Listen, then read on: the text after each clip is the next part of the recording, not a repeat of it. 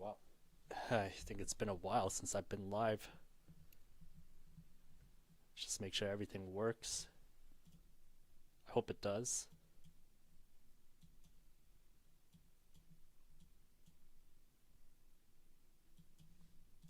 I don't know, I'm assuming someone will tell me if it doesn't.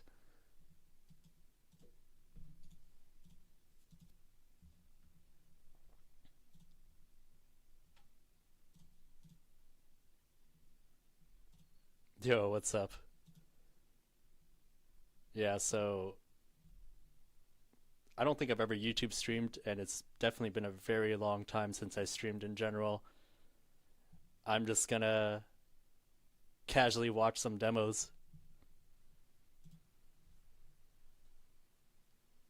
and hopefully you guys find it cool. Because at the end of the day, I'm gonna be doing it anyway, so might as well make it a little bit more enjoyable.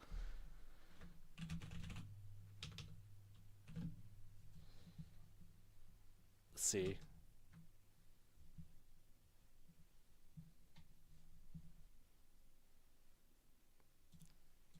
Probably watch some of the Blast stuff. Um, I didn't really get a chance to catch it live, unfortunately.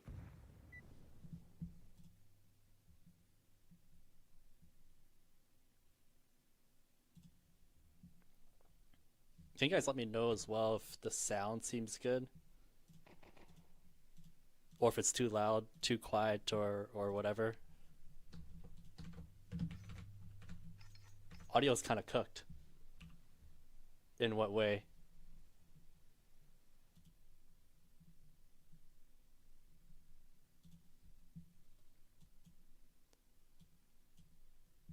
In what way is it kind of cooked? I'd like to know. Your left ear loves it. Oh, okay.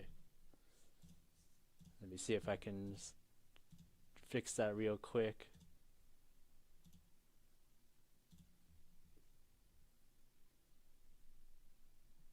If I can figure it out.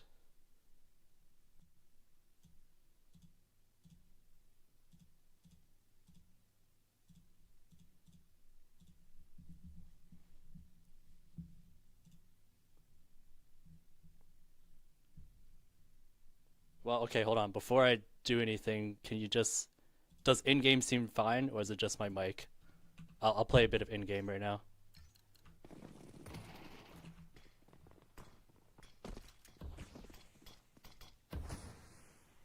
They're trolling? Dude, I can't tell. So I'm relying on you guys right now. It's just the mic. Okay. Okay, hold on. Let's see if I can figure that out.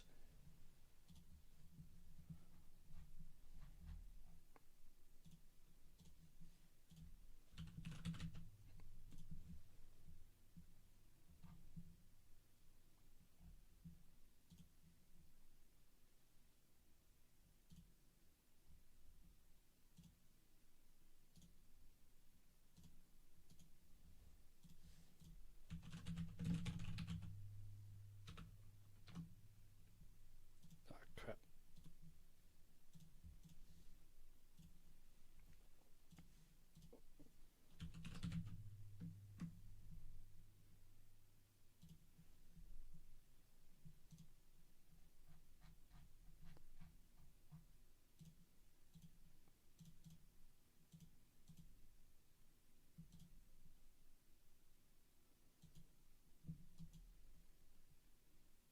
Okay, so I'm gonna make a change. I don't know if it's going to mess things up for a second, but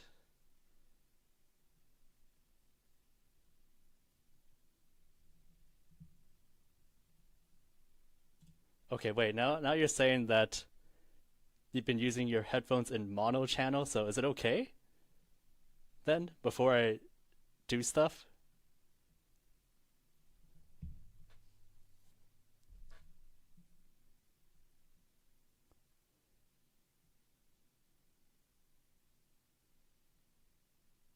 Okay. Okay. So okay. So I'm gonna do something. It may or may not work. Like my mic might cut out. If it does, I'm just gonna restart the stream. So I'll be I'll be back. I'll try. I'm gonna take your guys' word that's just the left side. Let's see if this works.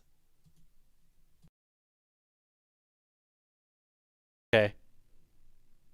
Did it work now? Is it better? I'm pretty sure I did the thing.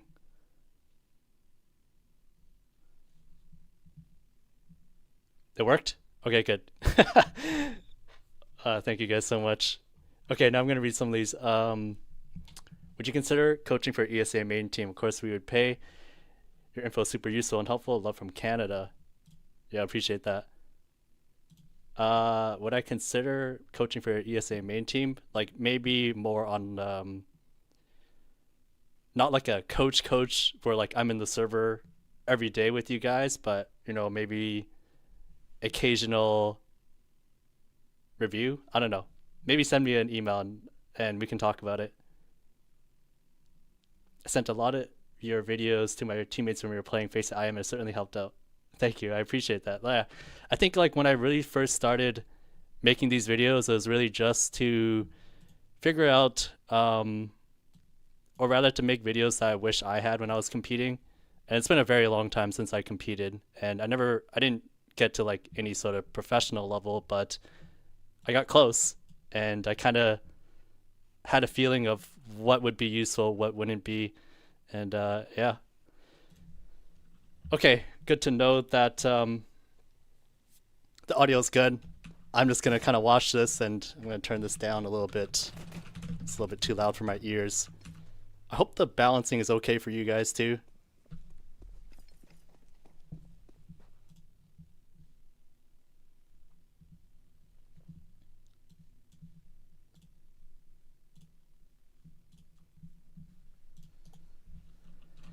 Big fan, Mahone. Your pros approach videos are the best. Please don't stop making them. Maybe a CT Inferno banana video next. Yeah, quite possibly. I don't know. There's a lot of spots in the game. I was counting the other day of how many there are, and it's like, you know, 5 spots or 5-ish spots, 7 maps. That's already like 35, and that's the CT side. Then T side is, I tend to try to make it more like certain. I try to make it more like certain bomb sites, and not necessarily just like the person who holds it. But I don't know. We'll see. We'll see. I'd like to branch out a little bit more too. But I know those pros approach videos are like the bread and butter and kind of the type of videos that I did in 2020. And I know that when I talk to people in real life and they talk to me about my content, they're just like, yo, those videos, those position ones are so good. So that's why I started making them again. This has to be a blessing. Wrath, CS, you're an OG. I remember you since I uploaded in 2020. What's up, man? Brother, I hope you land more gigs in the tournaments. Your content is so good. Thank you, thank you. Yeah, I don't know. In terms of tournaments, like,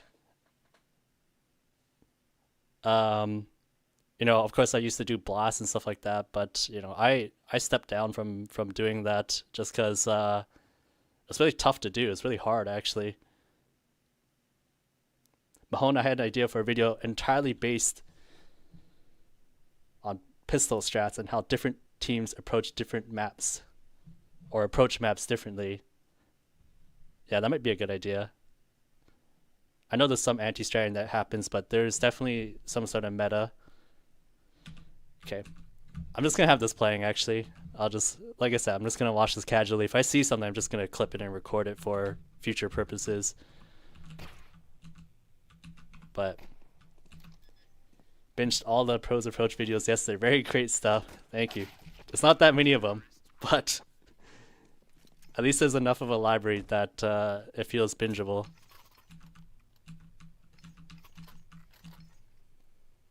Actually, I'm just curious for you guys, like, how many of you guys play on teams, like, competitively, or are you somebody who just plays Face It, or just plays Premiere? And I'm just kind of curious where, or what your guys' backgrounds are like.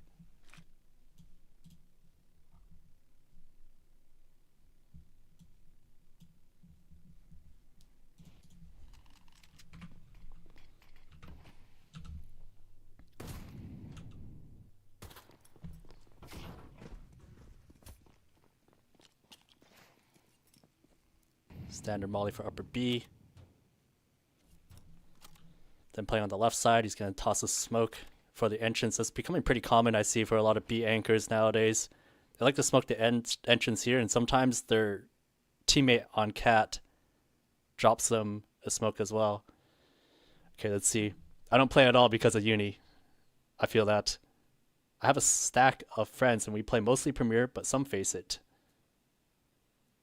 I'm an IGL for IM team. We took a break this season, though. Okay. Main for a lot of seasons. Old now, just pug it out. I feel that. I know a lot of friends who are kind of like that, too. Just face it with dedicated group of 5. Been playing since 1.6, but too old for real competition, so just casual 5. Yeah, it's kind of crazy nowadays that, like, because Counter-Strike has been such a long-standing game for 20 years, it's not uncommon to see people who talk about playing since 1.6 or Source. Like for me, for example, I played back in Source. Do you think analyzing top puggers on Faceit would be a good content idea for you? I've thought about this. Quite honestly, I get a little lazy about finding their profiles and watching other games. It's just so much easier to find out on HLTV. But yeah, maybe sometime in the future.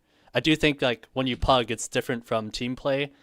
That being said, like in my videos, I try to not include things that are like full 5-man strats, just because a lot of people are not in that kind of situation.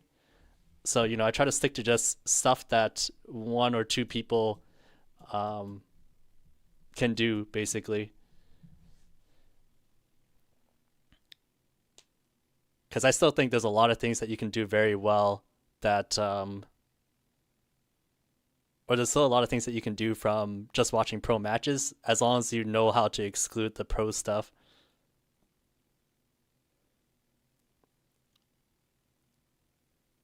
Okay, I'm just gonna let this play.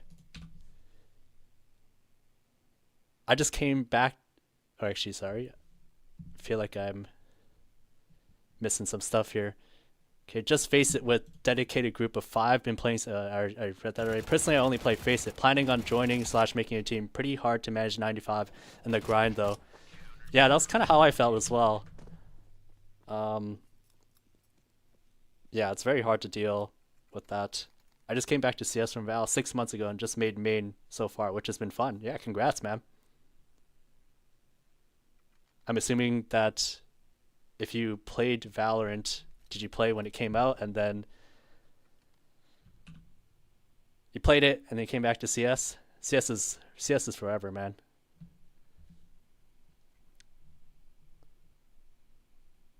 Played Advanced in 2023 and now just a men's league type of style in main. Yeah, a lot of people who are like that. My buddies who are old just play the same people have fun playing league nights. I could low-key help you with that. I have made my own little demo analysis percentage. Drop me an email. Maybe we could see. Yeah, I don't know.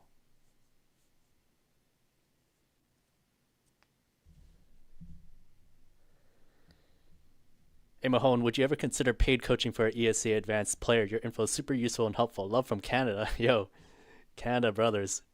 Yeah, for sure. If it's just individual, I think maybe send me an email, Mahone TV. See if what we can do.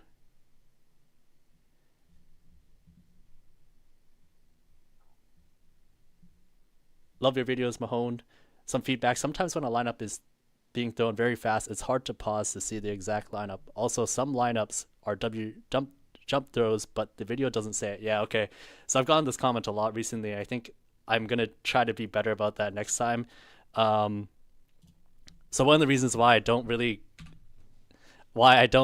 go into how the lineup is thrown is just because I see other people make videos like that where I just feel like it slows down the video a lot, and lineups change all the time, so I don't really pay too much attention to it. But that being said, I do agree that there are some lineups that are hard to know how they're being thrown until you actually go into a server and try it. So I was thinking of just adding like a small little visual that goes along with it that shows like, whether it's jump throw or like middle click kind of deal. So yeah, I'll do that for the next videos for sure because I've gotten that I've gotten that a lot now.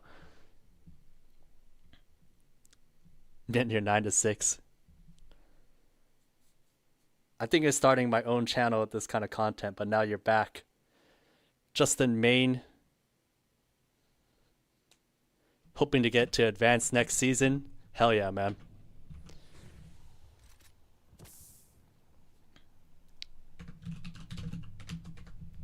Are a lot of you guys NA or EU? I'm just curious.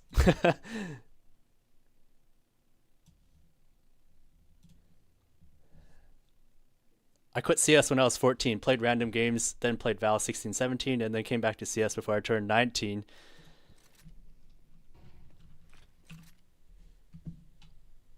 And then 19, I've made 2.5k ELO and ESEA main so far. Man, that's sick. That's great, man. So I guess I played Val from like 23 to 25. Yo, nice stream. Thank you. It's been a very long time since I've done that.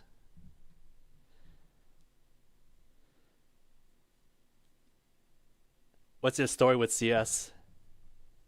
So, yeah, I mean, I used to play Source. I competed for a decent amount of time. I played in North America. Played from like, I guess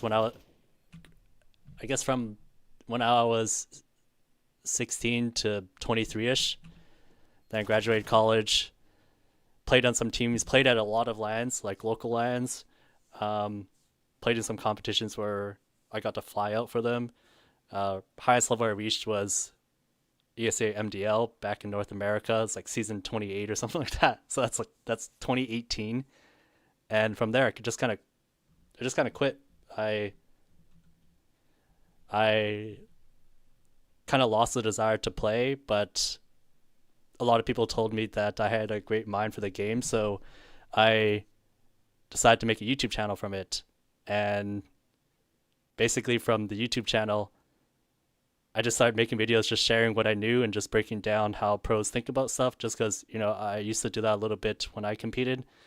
And yeah, it just turned it into something a lot bigger. A lot of people started noticing. And yeah, from there, it's just like people started reaching out and asking if I was interested in working with their teams, and then eventually, the broadcast stuff and all that kind of thing. So yeah, I mean, that's kind of how it went. And for me now, it's just like, I've taken a bit of a break from CS for the last few months, and I'm looking to get back into it. So yeah. To be fair, if someone is watching the video for the lineups, they should go practice it. If they're not willing to do it, then the lineup may be useful or useless to them. I don't know. Yeah, I agree with that a lot, because I feel like if you care so much to know how to do the lineup, you should probably practice it. You can't just watch a video and do it. Okay, so I see a fair amount of EUs and NAs. North Africa, so okay, 50-50. Yeah, that's kind of surprising.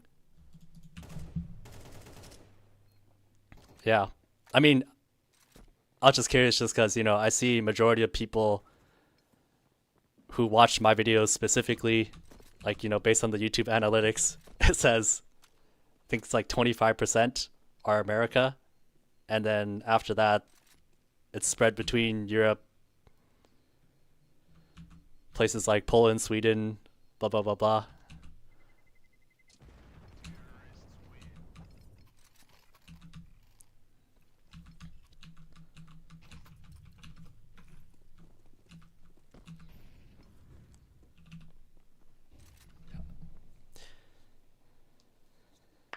Might have to do with time of upload. Not necessarily. I think like my videos still get watched even days, even weeks after it after they're published. So not necessarily, but I do think it's pretty cool that for example, I will say that when I worked blast events, there are a lot more people in real life who would say hi to me in the US compared to Europe.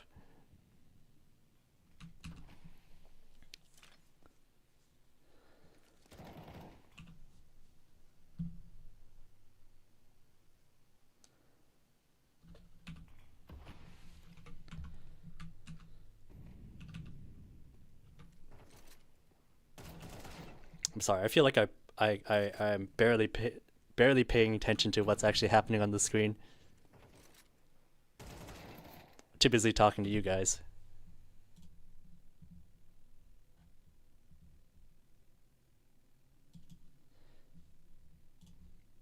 For people who play ESA main slash intermediate, what's your team's average elo?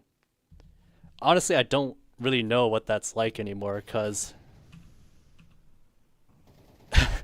when I competed, like, Face It wasn't even that big in North America. That's how old I am. Your channel is one of the only channels that I see immediately when you upload and I get super excited. Thank you, man. It's kind of crazy to me to see that people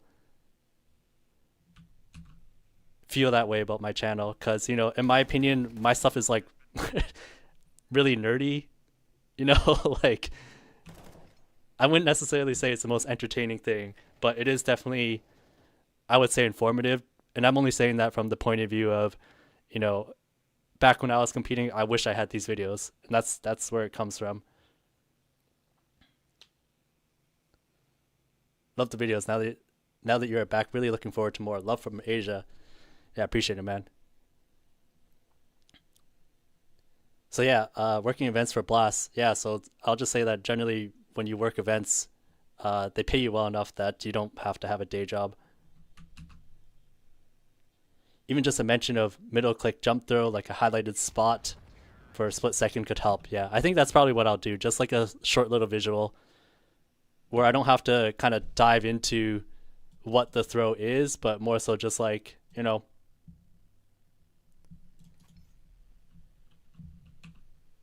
just so you know. Because I know there are definitely times where I'm replicating the lineup myself to make the video, and then I'm like, I can't quite figure out what kind of throw or like what exactly is the trick to doing it. When you watch demos, what is something that pros do that really annoys you?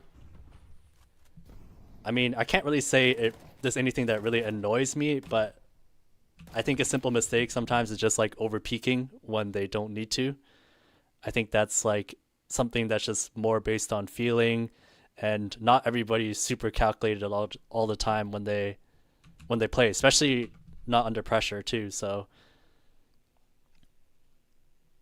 ESA Open did a very interesting thing where they recently split Open into two divisions: average team level 1 to 8, and then Open 9-10 league. Generally, IM will have over 2K, 2300 average, main is higher.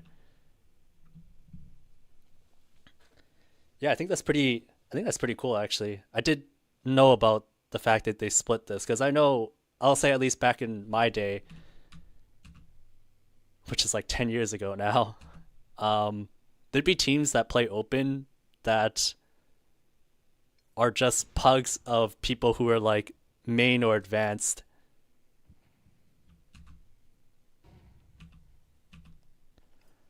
That just main or advanced and they just pug it, and it's kind of demoralizing for the team that's actually trying to grind their way up, where they have to fight some of these teams. Thankfully, most of the time is in playoffs, but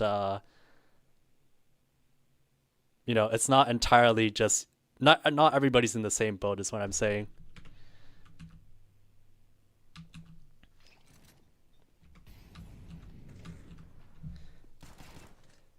In this day and age, I think shorts are used more often due to how quick the information is given in case someone tunes in while in a game. Yeah, things are definitely different with the content landscape nowadays.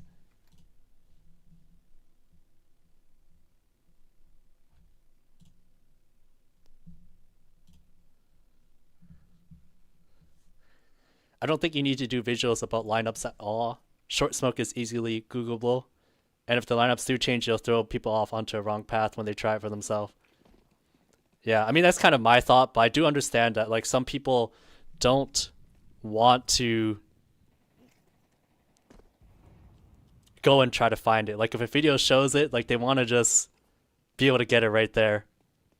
So I understand that. And I think for some people, it's like if they're going to watch a video like this too, it takes time away from them playing. So I understand that. Your videos are short but incredibly informative. I know it takes a lot of work behind the scenes too. Thanks for the vids. Yeah, I appreciate that, man. Yeah, my videos take longer than I want them to, quite honestly. A lot of editing behind the scenes and just trying to make sure that it's as digestible as possible, which is not the easiest thing. Note, what's up, man? I appreciate you always putting my videos on the HLTV shorts.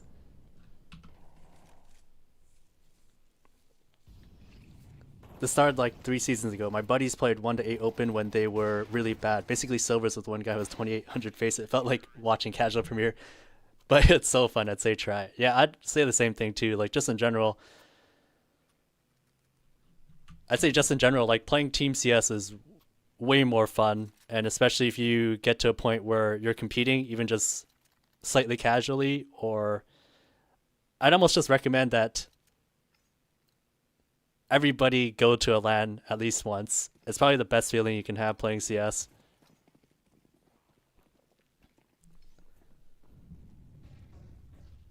Whoa. What's up, youngin? Whoa, indeed. Yeah, I'm just here to... I was going to watch this demo more casually, but finding it hard to do so after talking to all you people.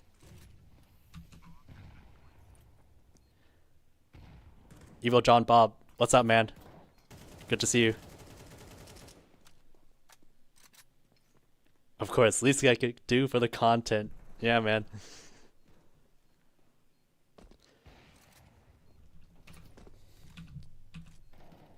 I'm just saying that with lineups, you'll fall into a trap where your videos constantly need to be fixed / re-uploaded. That stuff causes burnout like nothing else.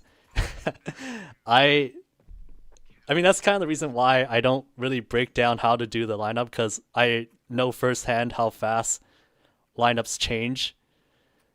I mean, window smoke is an example. I guess it doesn't change that fast, but I know stuff is being innovated every single day, basically. And it only takes like a few weeks or a couple months to just find a new and better and easier way of doing something. So I tend not to spend that much time on that part.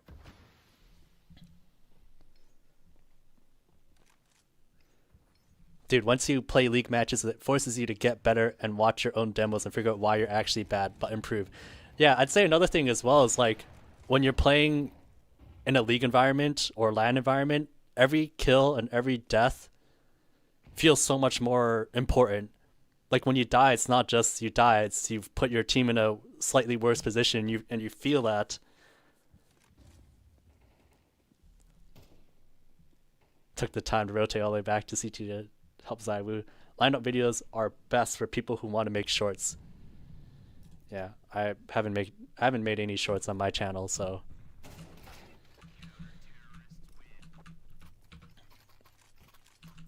okay.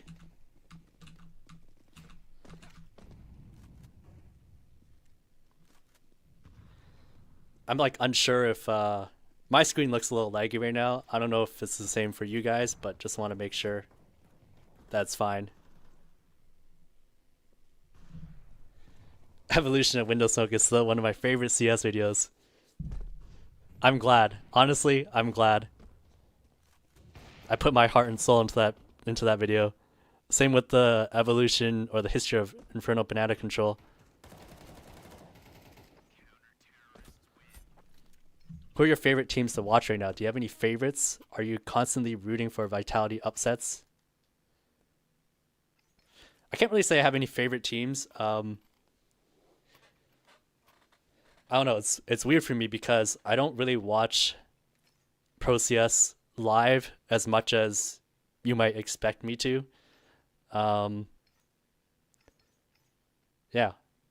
As weird as it sounds, it's like I think for me, I'm much more of a fan of like the actual CS that gets played on the server. Um, that being said, like I really like what Vitality do all the time. Their setups always make sense. They're always playing together. Always seems like their communication is good. Um, but as far as like the esport itself or the storylines, it's not something that I follow nearly as much as you might expect.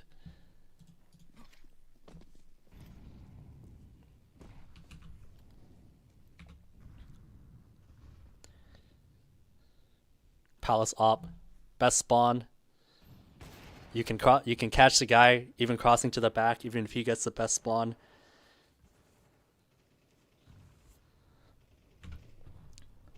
Flames in a spot where if his teammate dies, he's basically right there in case the guy pushes up.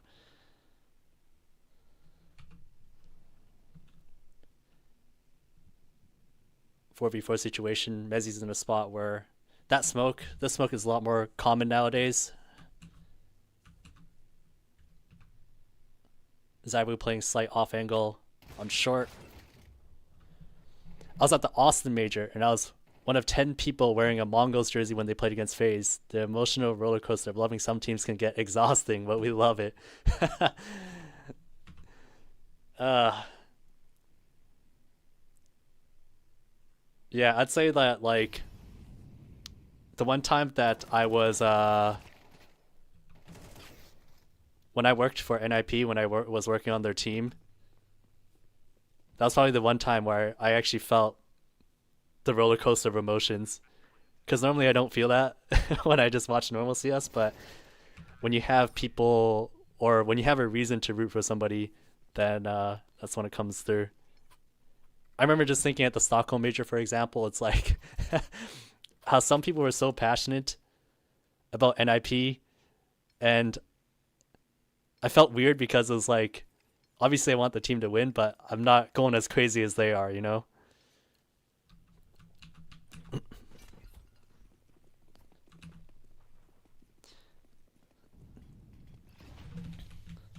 So this is something that I've seen, I almost want to say ever since CS2 launched, more or less, where people don't always Molotov connector, but they actually molly the underside here. And big reason for that is just because CTs now, when they smoke the bottom connector, they actually peek towards underpass. So a lot of teams nowadays, they're actually mollying this area so that they prevent that underpass peak. Did I get any other offers for teams after NIP job? Yeah, I did, but I didn't really want to take it at the time just because I was busy with broadcast stuff at the time.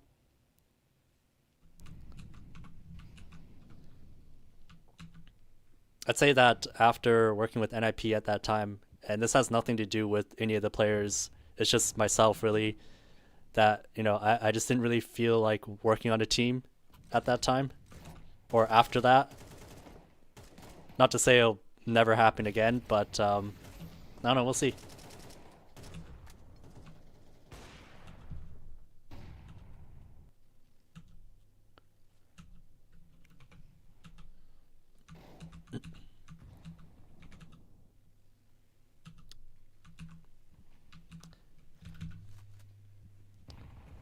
I love this spot on short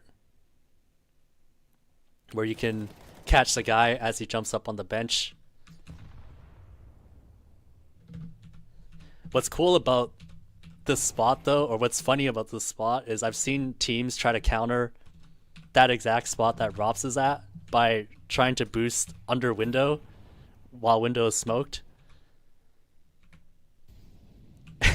In my mind, I just kind of felt like there could be a whole evolution video about that whole interaction, but that's probably just me feeling a little too nerdy about stuff. Unadaptive, what's up, man?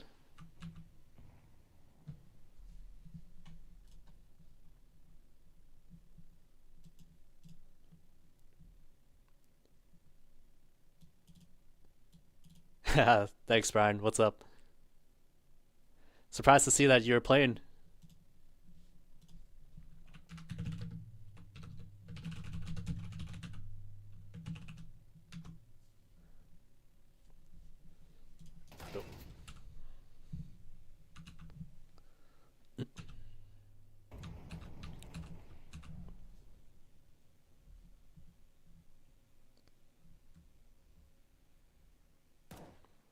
rough spot.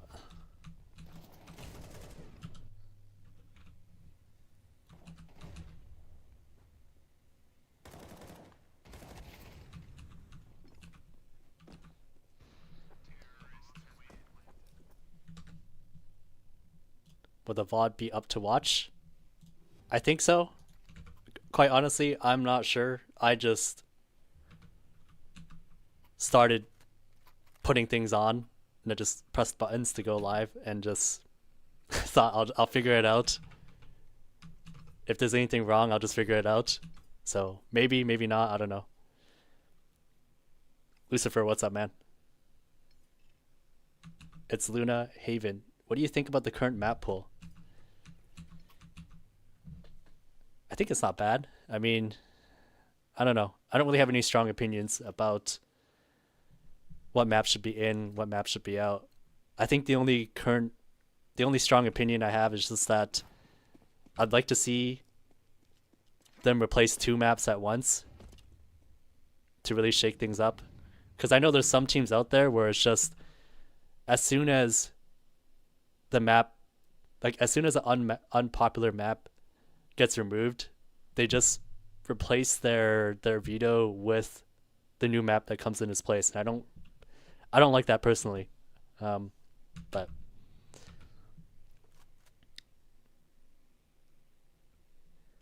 videos are great, just expect more of them. Really helps me a lot. Yeah, man. Thank you. I appreciate that.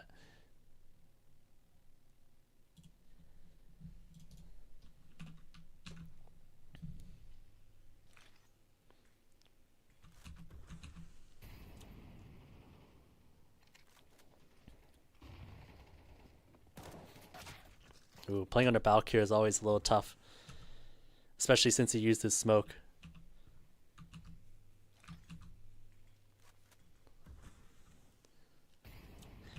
What 2 maps are you removing / adding? Oof. I don't know. I guess just the fact there isn't a straight answer is maybe a good thing. I, for one, wouldn't mind Mirage being taken out, but I think there's way too much of the player base that play Mirage every single day, so that's probably never going to happen. Although I think maybe what would be cool though is if they had an updated version of Mirage that they just put in right away.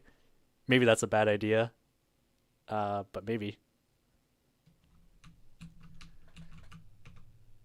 But in regards to that, you know, I feel like Dust 2 is kind of stale in the sense that it's a map that's been played for, you know, 20-something years. Of course, they've added a couple changes like lower B and the whole mid interaction. But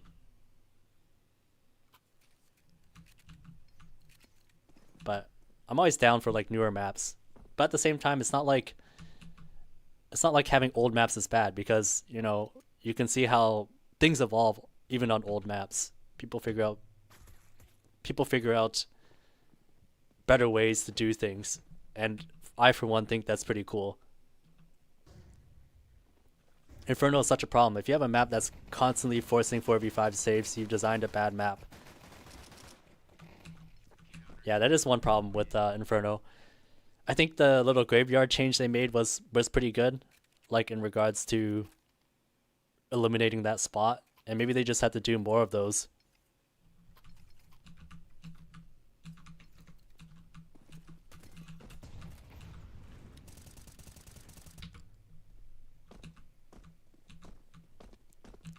Maybe I should watch a different map other than Mirage, actually.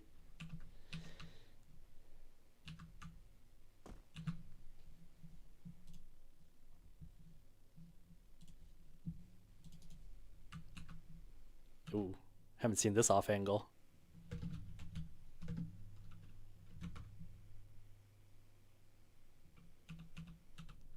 Should investigate this.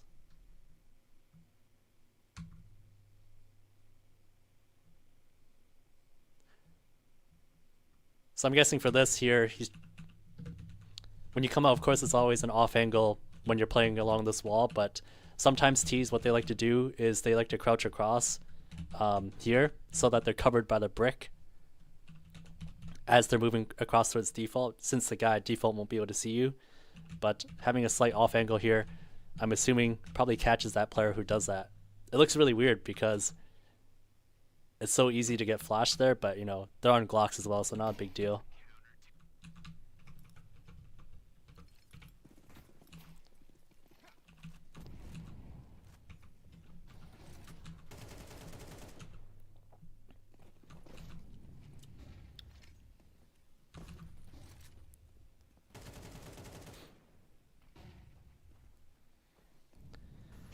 I mean, something that I like about, you know, back to what I was saying about old maps and things evolve and how people play them.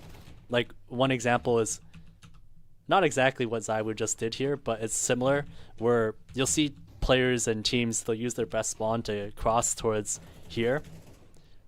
I'd say like 6 years ago, I don't think anybody was doing that. And, you know, I think that's kind of the beauty behind CS, where people they just come up with ways to be more effective. And I think something that's still not utilized as much, or not utilized enough still, is spawn timings. I still think there's a lot of potential to create new plays off some of these things. Since it's like there are things that you can easily test too, but it's just so painful to do it.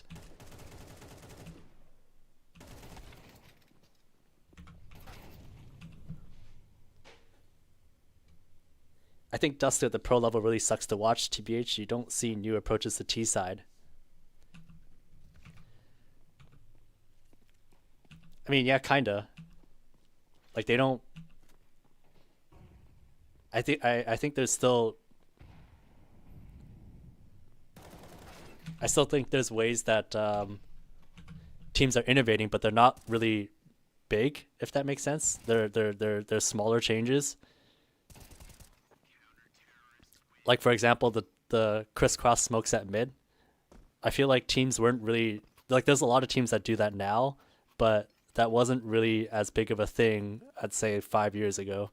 Usually it was just smoke mid B, both top and bottom. And of course I am talking from the perspective of we did have a different game 5 years ago, so things still need to marinate in CS2 as well.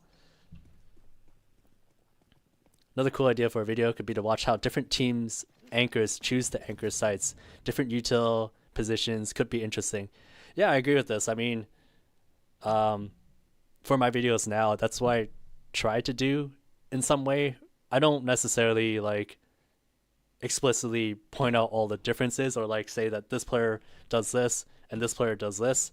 But like for example, there are some players where they like to play, let's just say on A site or A Mirage here. There are some players that like to play on Balk way more compared to Ticket or like in the site. And I just kind of take the best parts of what I see from all those players and just put them in one video and just make sure it all connects together. Nobody can explain how 4K Elo faceplay go negative in Premier games.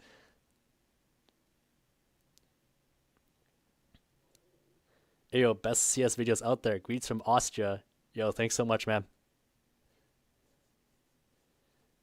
They developed an entirely new meta with a new short boost and its counter at a tournament recently. Yeah, I'm only like, I haven't looked into that too much, but I know that's like your teams don't just boost on the corner of short anymore. Like sometimes they go on that box that's also at short. Definitely something to look into more, for me at least. Oh, and for real, your short how to play videos are insanely good. Are there more planned since you uploaded recently again? Yeah, I'd say that is the plan. There will be more. There will be more. I know people really like them, and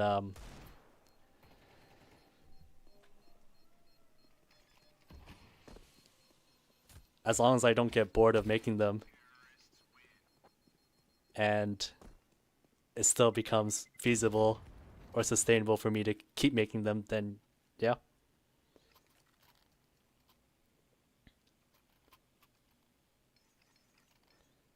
Your videos are so well produced and so informative and feel like an absolute cheat code. I loved your Nuke outside vid. Thank you so much. Yeah, the Nuke outside video, that one actually took me longer than I thought. Because there was a lot of older stuff from CSGO, but there were a couple newer things in CS2 as well that teams didn't, or players didn't do as much back then.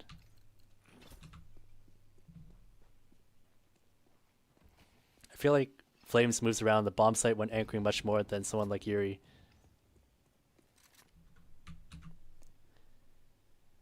Yeah, that's true. I think Flames is a bit more active in general when he plays on Vitality. And, you know, that might just have to do with the type of player he is, the kind of system that they have. And, yeah. I saw many teams running the double short setup in front of the box you mentioned, where there are two people hugging the wall. When I saw teams running this setup, neither were anti-flash. Is this just anti-stratting? Seems risky. I mean, I can't say for sure. If you're talking about the setup that I think you're talking about,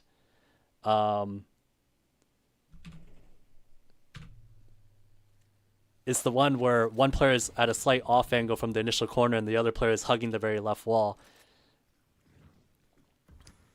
So a lot of the time, teams don't flash that particular choke point. They just clear it with a Molotov further back and then just push in.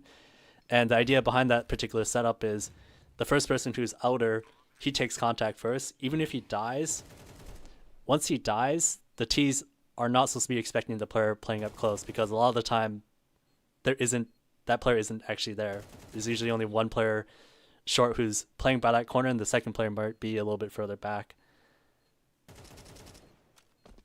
But sometimes people or teams do make certain setups just for anti-stratting. Like when I worked in a team, you know, there'd be certain strats that are made just because we noticed a tendency, just because we noticed that a team liked to run or do something very particular way. So it's a bit of both.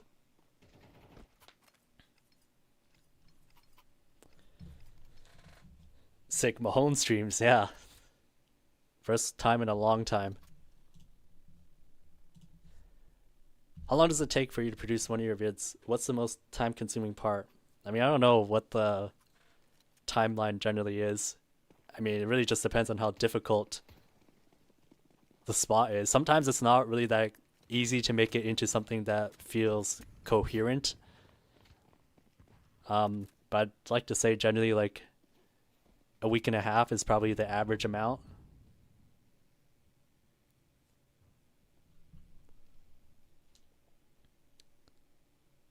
What's the most time-consuming part? The most time-consuming part, I'd say, is also just finding the right examples. Ones were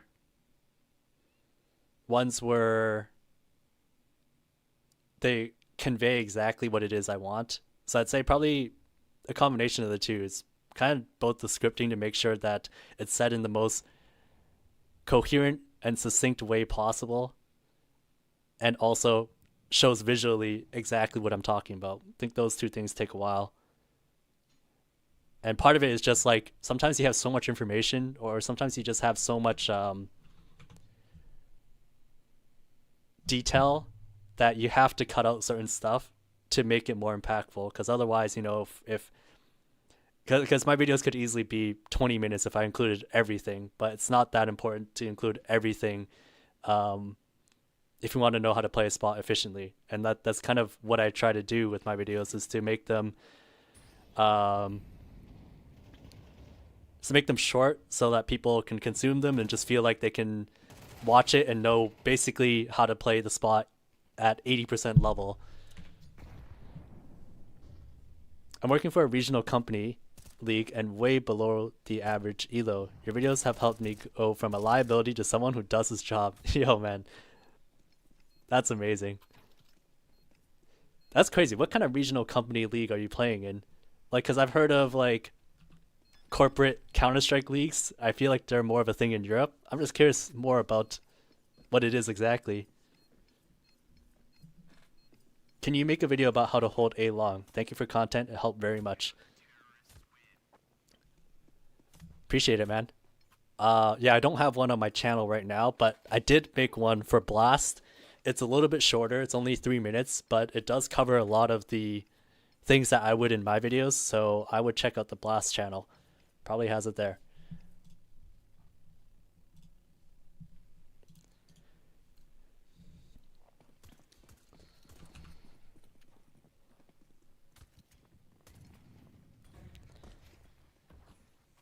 For your content, how do you separate the plays pros make to counter the specific meta at the pro level versus generally good advice that people not at the top level can apply? Okay, yeah, this is tricky. I don't know if I can explain this part very well, but I'd say that when I see somebody make a play, let's just say I watch this demo right here and I see Blitz makes a very specific play, I always try to find examples of other people doing it. That's the first thing. Like, is anybody else doing it, or is it just a specific anti-strat? And the second thing is making sure that it's something that makes sense to the general kind of player. Like, if somebody's pushing up, like, for example, if there is, like, let's just say, for example, if there is some kind of anti-strat where T's like to make this play, like, that is so obscure that I'm probably not going to include that in the video, because that just literally doesn't happen that often in general. Like, it, even if it did at the pro level, it's not something that happens outside of it. So that would be an example. If it's really obscure, I tend not to include it. It has to be things that feel mostly relatable. Not 100%, because, you know, everybody plays at a different level, as I'm starting to understand with my videos, but more or less that's how I do it.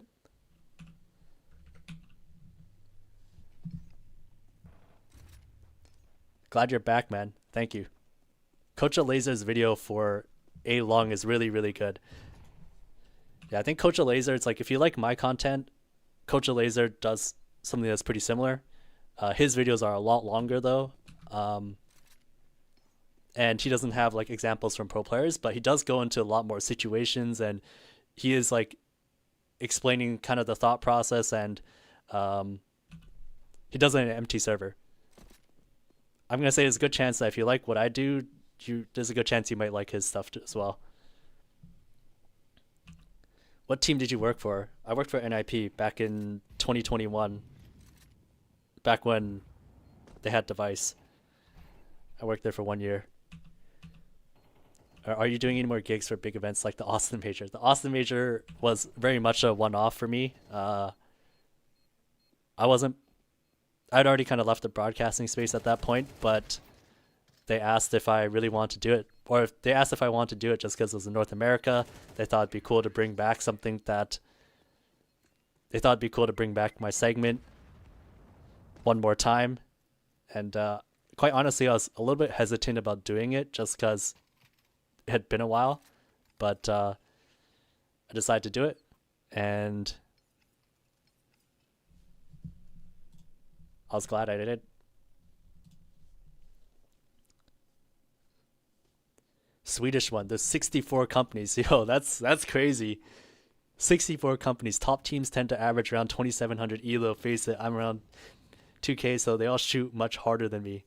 God damn. Do they stream this at all? Is this a thing that like, is there a whole production behind this? Like, that sounds really fun, honestly.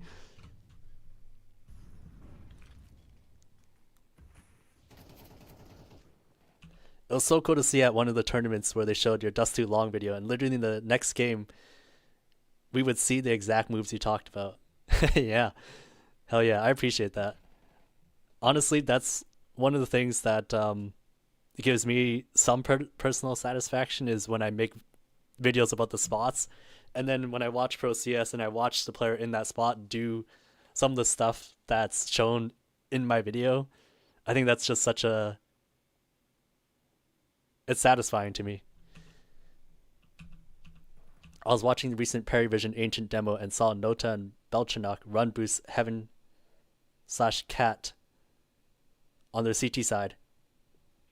Have you seen that before? Is it the one where they go up the or they go down the stairs at mid. Is that the run boost you're talking about, or is it a different one? Because I think even in my most recent video, I showed an example of that. That's the one. Yeah, it's a cool one. It's a way to get to cat faster, basically. And some people even do the run boosts where you run boost to the front of mid, which I think is pretty crazy as well. It was awesome to be able to meet you at the Austin Major. I'm glad you decided to go. Yo, thank you. Were you? No, that's cool. Did I sign something of yours? I know some people ask me to sign stuff. They stream around. Did you stream around 8 to 9 games a week? It's super fun. Or sorry, they stream around 8 to 9 games a week. It's super fun. Yo, that's sick.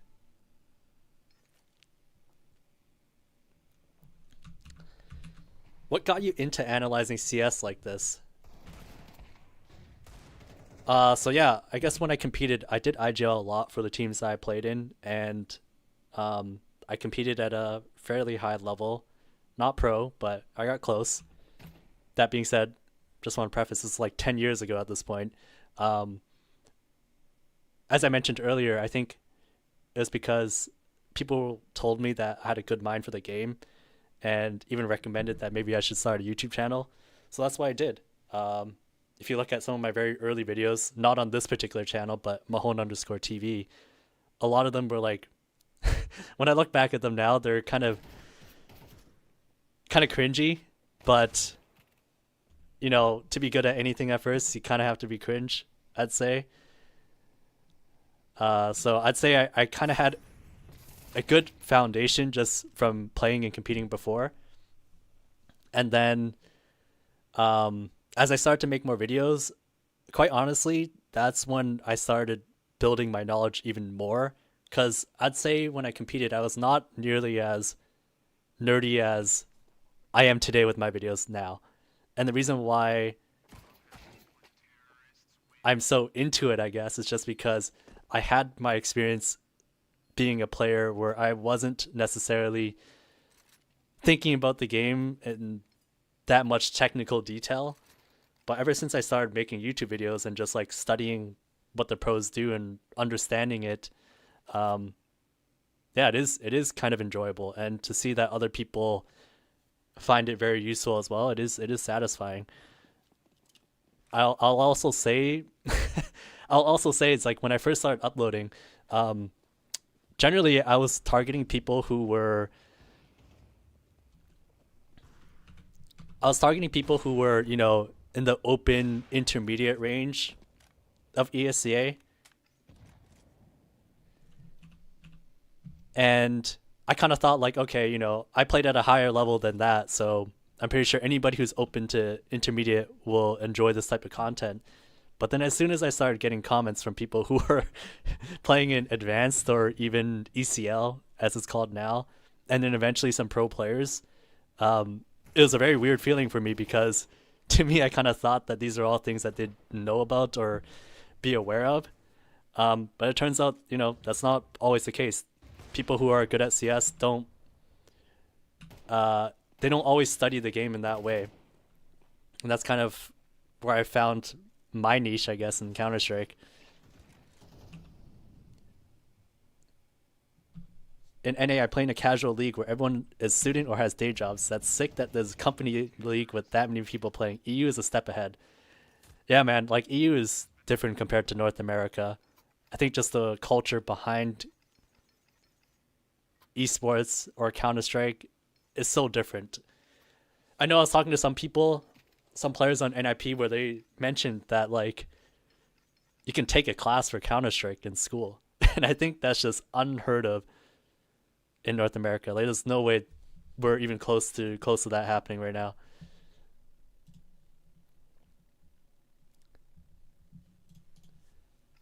Your history of Banana is still the best CS video of all time. Thank you. Yeah, I really like what I did with those documentary videos. They're very hard to make though. I wish I could make more, but they are very hard to make. And I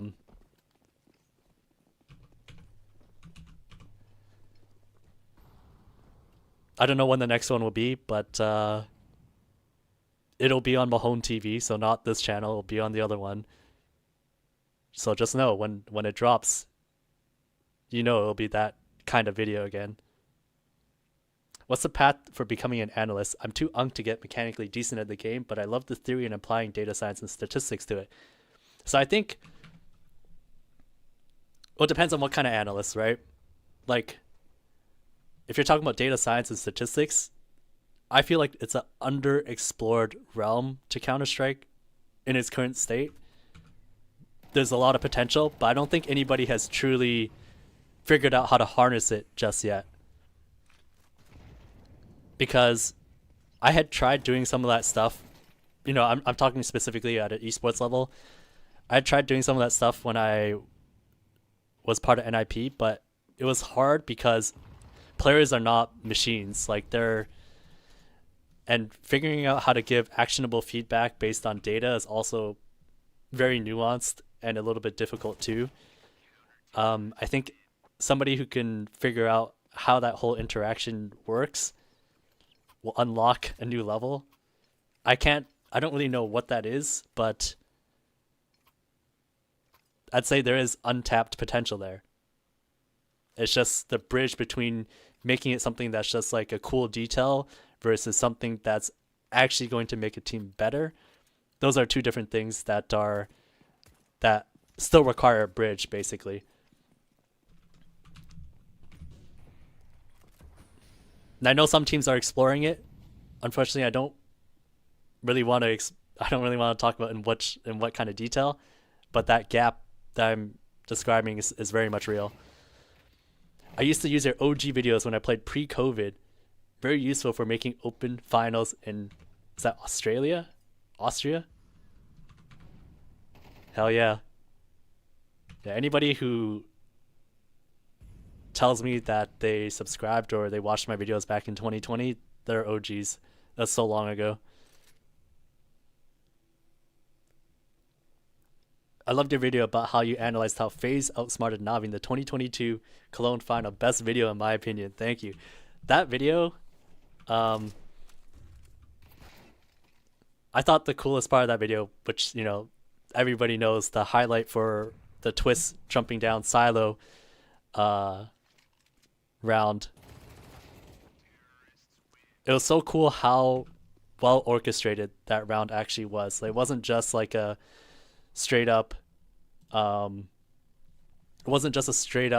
he just went YOLO. Like, there was actually a strat behind it, and I thought that was very cool. And sometimes that's the case for a lot of things, where when you watch it on the stream, it feels like a really ballsy play, but there is like some kind of tactic behind it, or there's some kind of thinking behind it.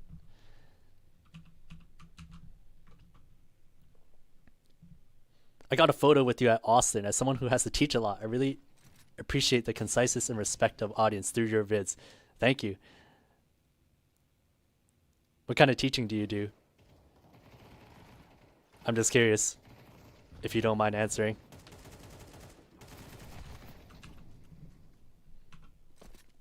I did some statistical analysis and found that there's a 99% chance that Donk is going to pop off on any given team.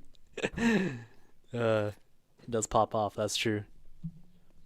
In the most recent Mongols versus Vitality on Mirage, it wasn't this close. It was 4-13. What do you think changed? I haven't watched the game again, but I'll just say in general, whenever you replay a team, it's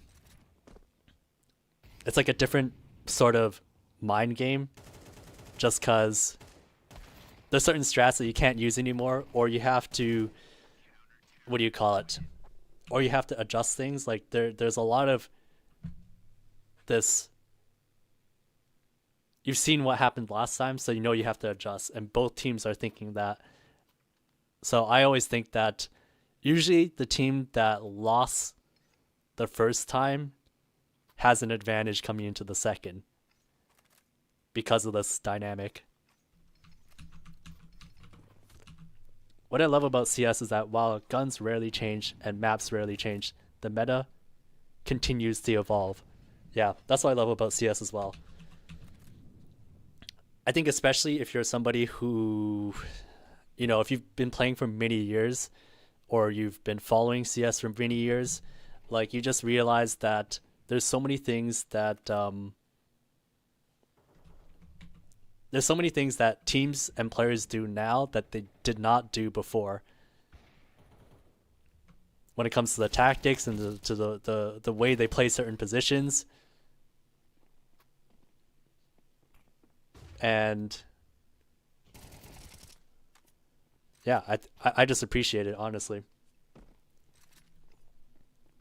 Do you think Navi can win a game against Vitality right now? Navi recently became number 2 on the VRS. I'm not sure. I haven't really watched Navi, to be honest. Saw that Mirage has become overwhelmingly CT-sided in recent meta, past 3 months HLTV. Any reason why? I'm not sure, to be honest. Yeah, not too sure. What's the experience with CS play? You seem super knowledgeable and wondering if you're a student of the game or ex-pro. So, I used to compete a long time ago. I competed in North America, went to a lot of lands. Highest level of play I reached was ESA MDL, which is now a lot of people know as ECL or ESL Challenger League. I never made it pro, but that's the closest I got. And I'd say that I became a student of the game much more after I stopped playing.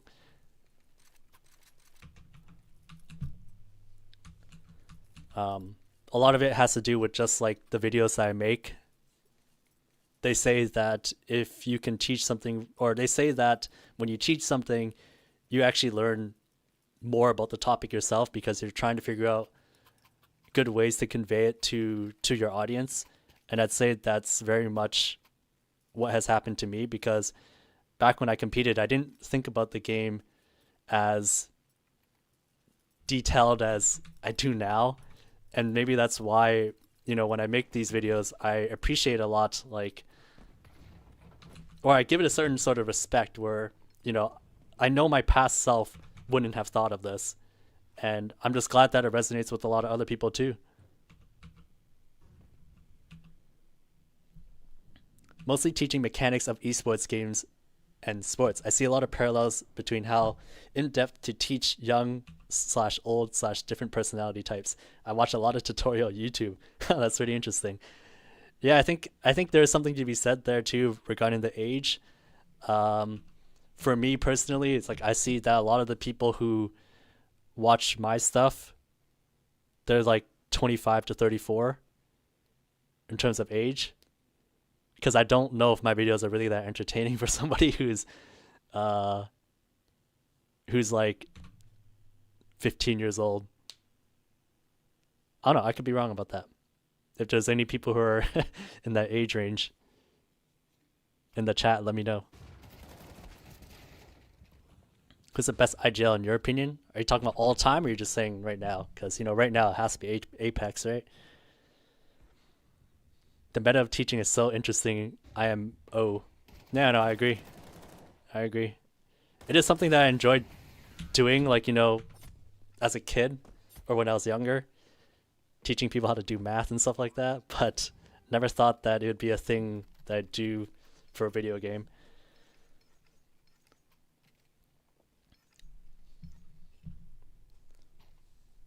That's awesome. You playing Cal back in the day at all for 1.6? No, unfortunately I did not play Cal. I played Source back then.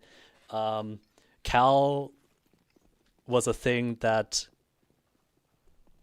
I remember when I started competing in Counter-Strike, Cal had just ended. So I'm very aware of what Cal is, but I did not actually play in it. I know for sure when I was playing 1.6 when I was 15 years old, I would have loved your vids. Yeah, I know. I don't know if anyone in the chat is going to remember this, but back in Source, there used to be a pro player called Juan, who's the brother of Sapphire, the Observer. as you people might know. He was a pro player at the time, and he had this site called Wansaurus, and I remember he would upload POV videos where he'd talk through, what he was thinking through the match. And I remember thinking when I saw those, I thought those were very cool. I don't know if anyone can relate because that was so long ago.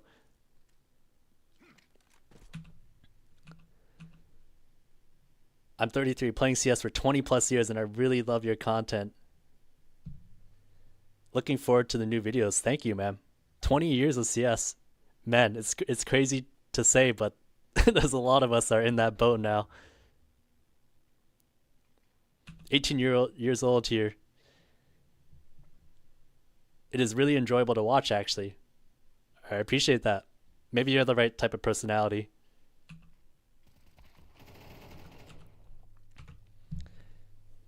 Given you went so far with CS, how big would you say the skill gap is at the top? Do you think it's a matter of opportunity and persistence, or just that much of a separation in skill, even at the top level? Yeah, I'd say that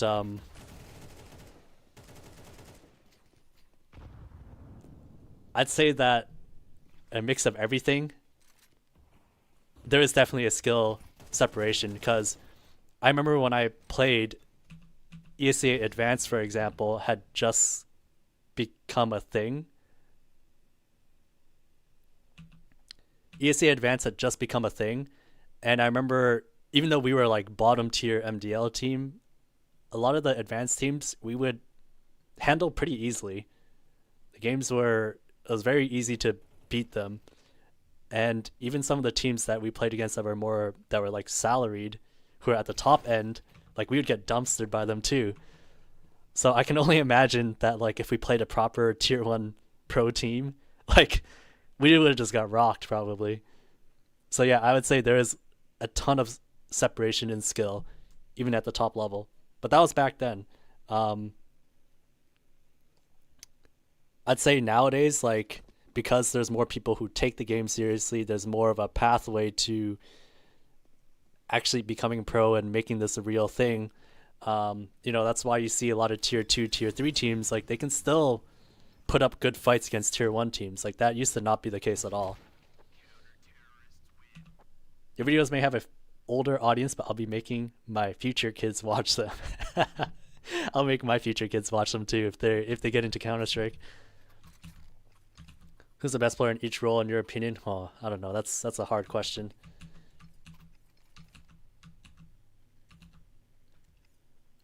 I know a lot of people debate the IGL one, Glaive versus Kerrigan Glaive or Kerrigan. I don't know if I have a strong opinion about this, but I do think it is hard to stay on top for a very long time. So I lean a bit more towards Glaive with that. As far as the other ones, I've never really thought about it too much. Love your videos, man. Been watching since 2020 or so. How come you created a new channel? So, okay. I've said this in some comments, but I guess I'll just try to address it now. When I had first started making videos on this channel, first thing is that it was actually in preparation for Blast Austin last year, because as I mentioned, I wasn't quite sure if I wanted to work the event yet, and I hadn't really been looking at CS in that way for a while at that point. So I just made videos to see if I was down to do it.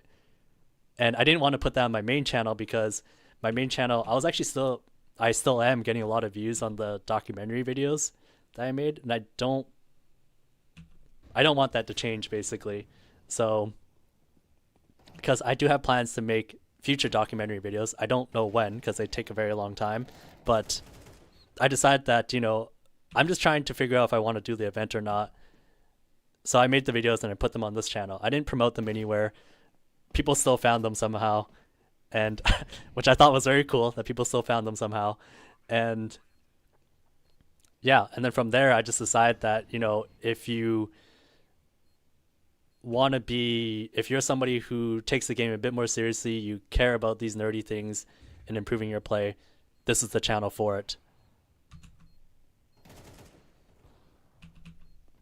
Because I kind of view Mahone TV, like the documentary videos, like those are more, I'd say, a bit more entertainment based, as opposed to these ones I have on this channel um,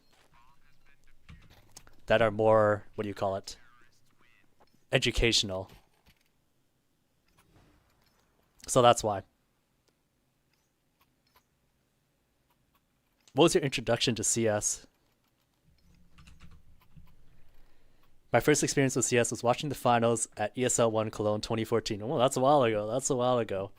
My introduction to CS was I I started playing Source, and that was back in like 2010 or something like that. That was my introduction. I just played it because my brother played it.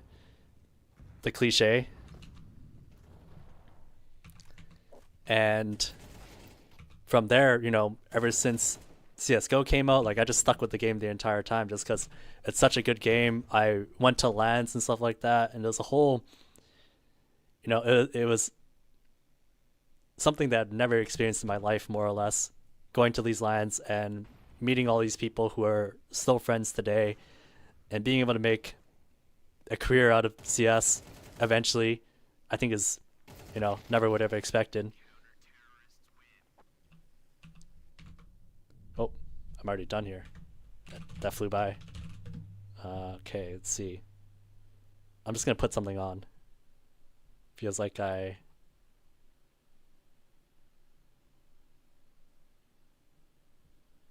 have so many of these that I don't know what's what.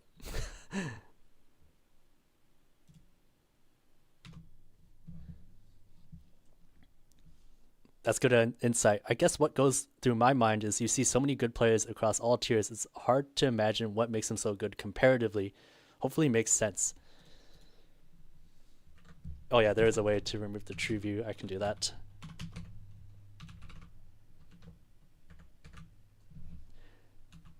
It's hard to imagine what makes them so good comparatively.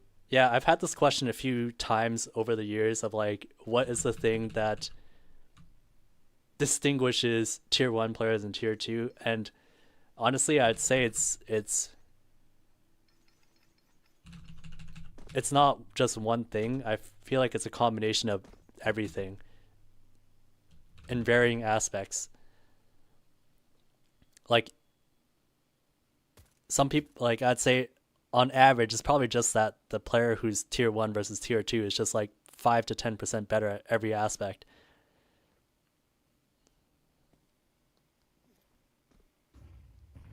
It's a bit of a cop-out answer, but that's kind of what I think. I don't really know if there's one specific thing. I think experience is probably one distinct thing. You know, for example, like if you've had a hard loss or something like that, that stuff, the ability to deal with pressure, you know, that's something you can only get with reps. Like you can't go into a practice server and try to practice pressure. Like as much as you try, it's not the same as the real thing. Your first video on this channel was on my feed a few minutes after you uploaded it. YouTube algo is just too strong. I will say, to be fair, it's not like I started on a completely fresh channel. I put it on my utility channel that people would use sometimes. So, you know, it was warmed up a little bit. Your educational videos are criminally underviewed. More people should be seeing these videos. Thank you. I appreciate that. I mean, for me, it's like, I know these videos are not for everybody, but for people who care about improving, you know, that's what these videos are for, or that's who those videos are for. First time I saw your videos, I think it was at the Austin Major. TBH, I recorded them because I couldn't find them anywhere. Best videos I've ever seen. Keep it up. Appreciate it, man. When you say that, are you referring to the segments I did, or are you referring to the YouTube content? Because yeah, I know Blast, I know there's some people who've talked about this before where they wish my content or the segments I did for Blast were on the main channel or on the Blast channel. I don't really know why they're not. And I don't, what do you call it? I'm not mad about it or anything like that. I'm just stating that, you know, people have asked. I still remember how much the how to play B site cache helped me back then.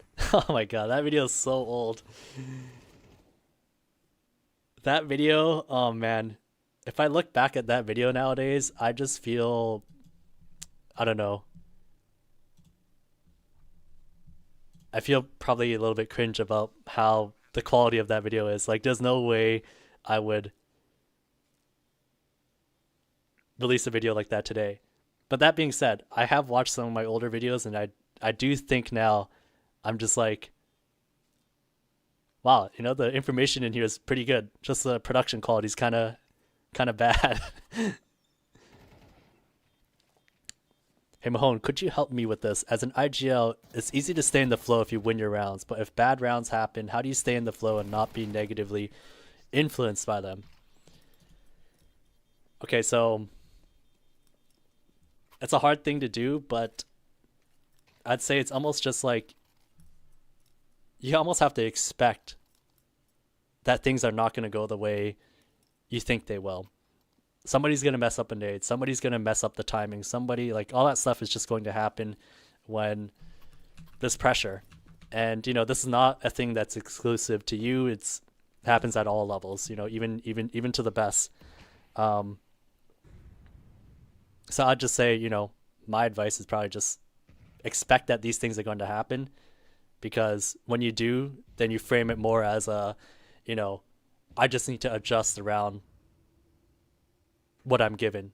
I need to adjust around the cards that I'm given, because if you don't, then you're just going to spiral about how things aren't working out, but does that actually help your team win? Probably not.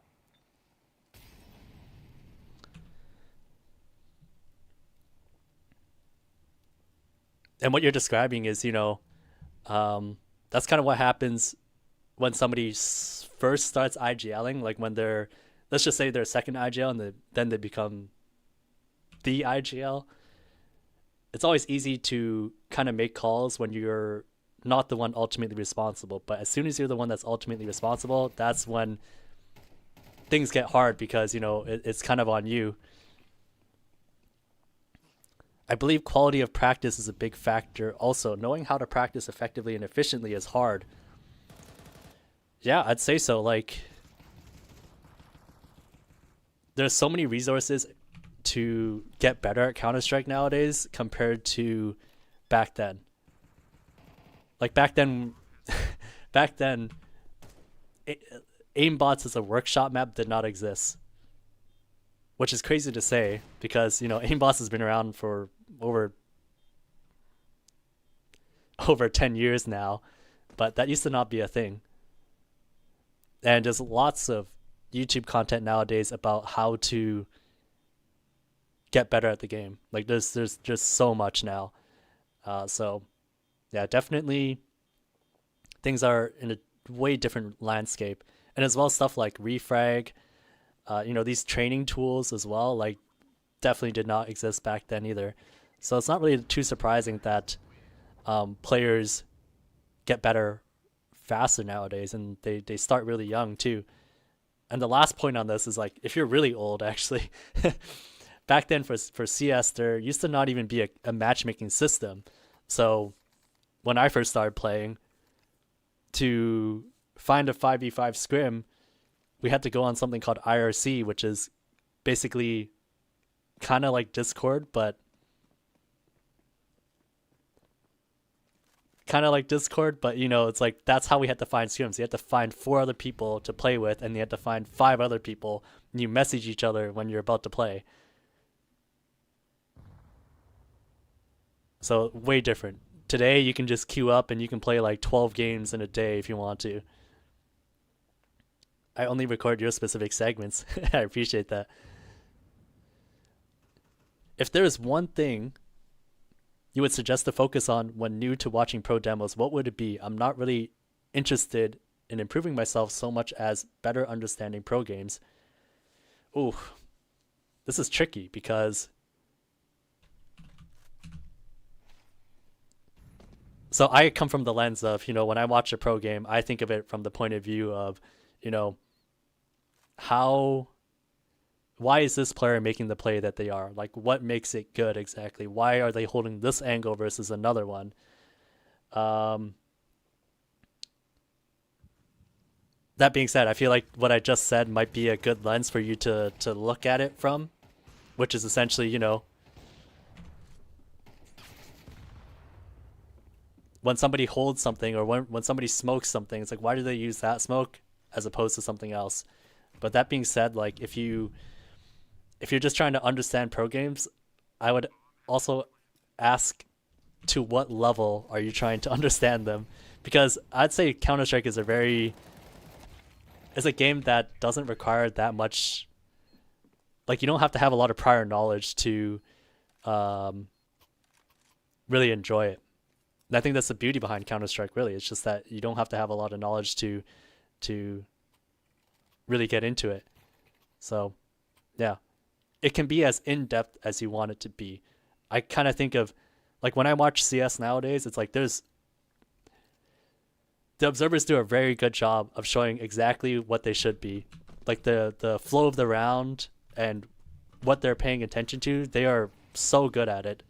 But like, if I'm watching a demo, if I'm trying to make a video, for example, or if I'm somebody who's trying to improve at playing my spot, I might only just watch one player and just figure out why they make the decisions that they do.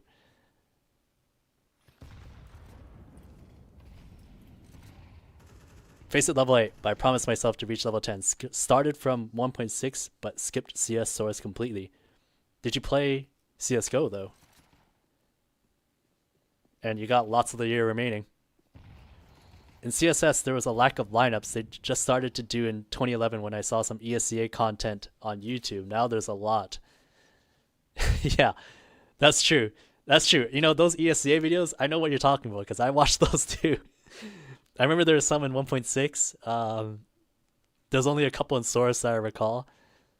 I remember there was a player called GRT. He was Canadian. I remember watching his videos.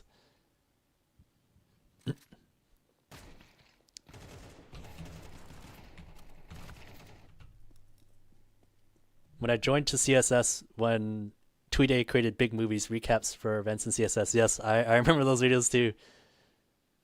IRC good times. Good old 5on5.css. Yeah. The channel I remember was Source Scrim, which I think was a bit newer. 5on5CS. Maybe that was EU. I'm not sure. Are you watching viewer demos too? No, not right now. For now, I thought I was just going to watch these games and, figure out how to break stuff down, but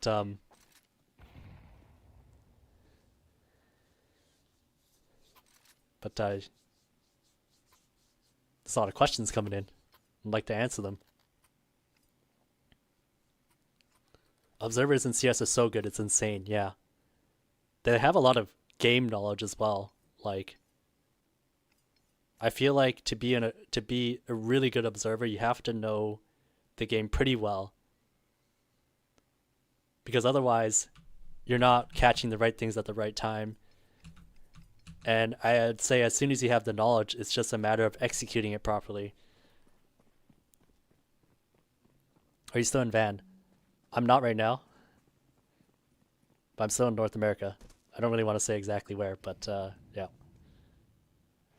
Everyone knows that CSS was known for two things: Inferno Yellow and Devour Wallbang. Devour, I haven't heard that name in so long. Oh my god. I had a friend before who... I had a friend before. We used to play CS a lot together. He was an opper, and Devour was his favorite player at the time. Find Scrim on Game Search was the 1.6 IRC channel. Man, we're old. We're old.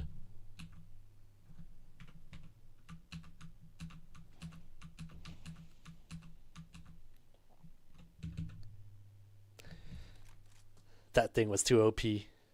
I think what's pretty interesting about Oppers, since I'm just spectating ZywOo right now, what I think is pretty interesting about Oppers on Inferno is that back then, a lot of the time they would just play arch side, but nowadays they like to play short. They like to play long. They like to play in pit sometimes too. Play in apps so the opening pick.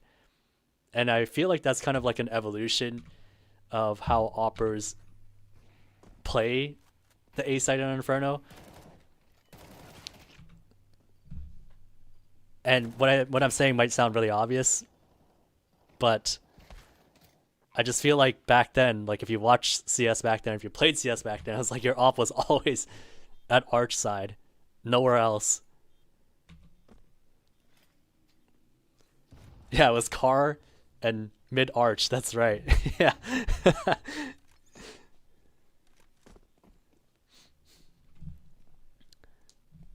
And Foon, of course.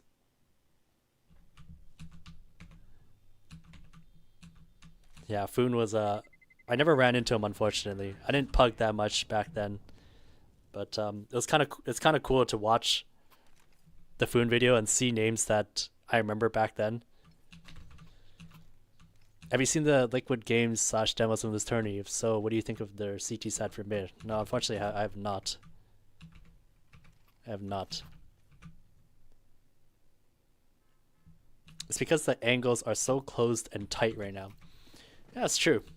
That is true. I mean, I guess if you compare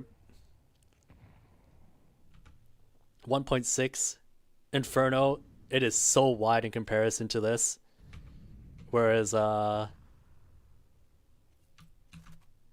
Inferno, much more closed off. CSGO Inferno is like kind of in between.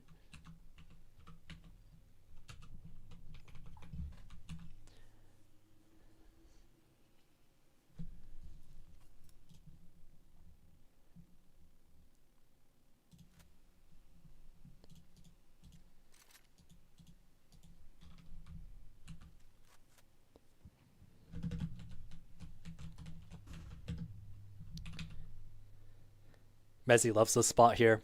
So Mezzi's normally the A rifler on the A side of the map, and you know, him and ZywOo kind of just interchange more or less between which spot they play, while Robs plays in pit.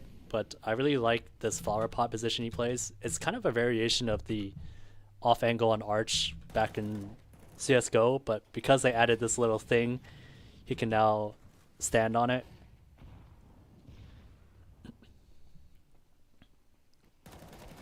But honestly, when I watch Mezzi play as an anchor, I feel like he's underrated. I don't know. It's hard to say because at least when I'm, you know, watching his POV to look for things to make for a video, it's like I feel like he does so many good things where he knows how to hold his angles proper, knows how to isolate his fights. His timings are always like pretty good. But I feel like when I go on Reddit, nobody ever talks about him.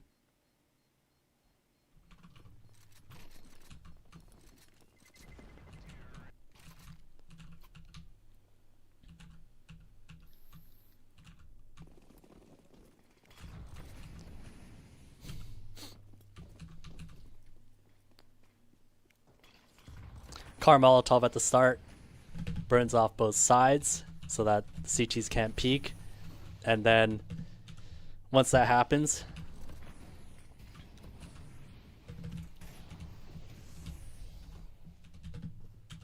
wondering if his teammate threw the pre-smoke. Yes. Pre-smoke on the left side creates an opening on the broom side so that if you want to stand, you could.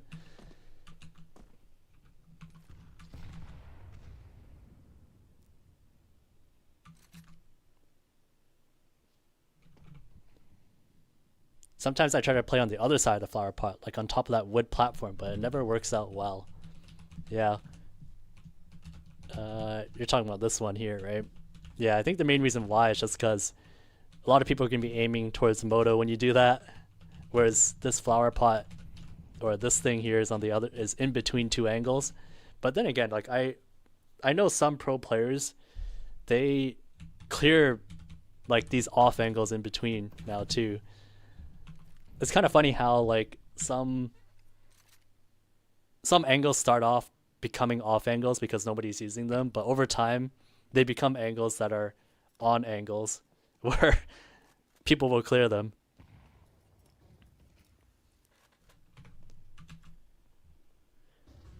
I think a majority of people actually critically think on Reddit. I mean, I'm just saying.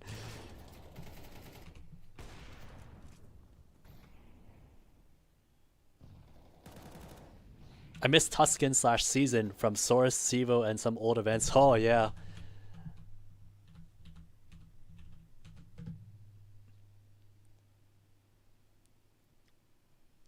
Yeah, I remember those maps too.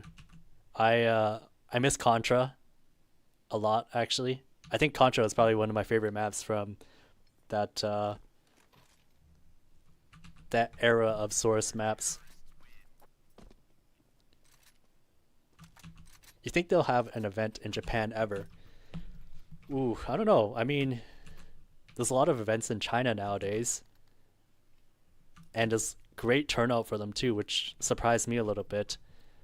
I know that in Japan though, I think Valorant's way bigger of a game, so I don't know. It'd be cool to see them do one event there, see what happens. In between the red trash can and library is a nice off angle, works great late round. You're talking about this one? Yeah, this one too.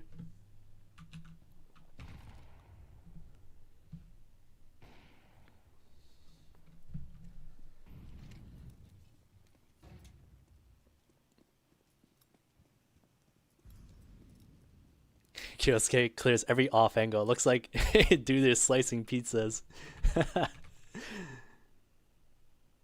Yeah, that's true.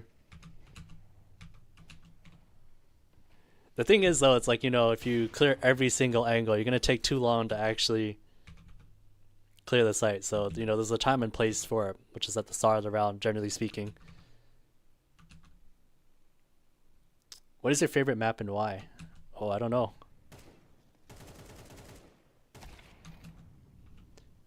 Are you talking about from a playing perspective or a viewer perspective?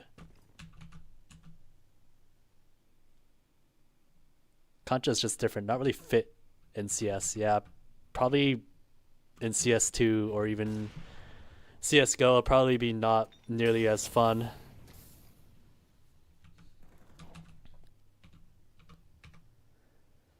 When is KZ coming back? I was never much of a KZer, so I think things are shaping up better if I recall. Like people are making plugins and stuff like that. There's a rise in the CS scene in Japan right now, but Valo is still too big. I think it's cool that it's at least a start though.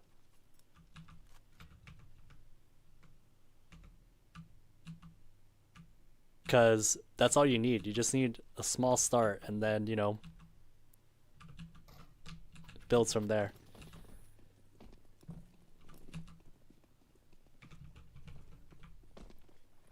Playing and viewing, I guess.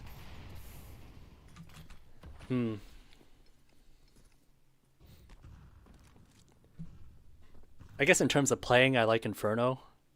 That being said, maybe not so much CS2. Like enjoyment is slightly less for CS2, but I really liked it in CS:GO. In terms of viewing, I don't really have any preferences, really. Yeah, I don't really have any preferences when it comes to viewing. What do you think is your favorite map tactically across all maps? Oh, that's a pretty hard question, actually. It's a pretty hard question. Um, Oof. Okay, I was gonna I was gonna say tactically I actually liked Inferno as well. A lot of the macro seems figured out. Like I think maybe 2 years ago I might have would have said that it was kind of boring how it seemed everybody figured everything out. Like it was always, you know, when you go towards A, you smoke the library, smoke arch, and you do either some kind of fake wrap towards A or you do truck side with the flashes, and then have guys coming out apps, and then towards B, a lot of the utility was figured out. But that being said, stuff still evolves. Like people still like there's still, because of the smokes and everything, it's like slightly different. So I don't know. I don't really think that's a satisfactory answer now that I think about it, but that's the best answer I can give. KZ is better now that the movement is updated. Ooh, okay. Yeah, I never really got into KZ, so my movement is actually pretty bad. Thing is, Riot actually cares a lot about the smaller regions like Japan and Central/Northern South America with server and events, while there is no way to get involved in like a non-existent scene. That's true. The thing is though, it's like I was quite honestly, when there were more events in China, like a couple of years ago, I was a little bit surprised that there was such big turnout for them. Because in my mind at that time, I didn't really think Asia was too big on CS, but after seeing how those panned out, like just the fact that the Shanghai major had so many people uh turn up, even for the group stage matches, like that's pretty cool.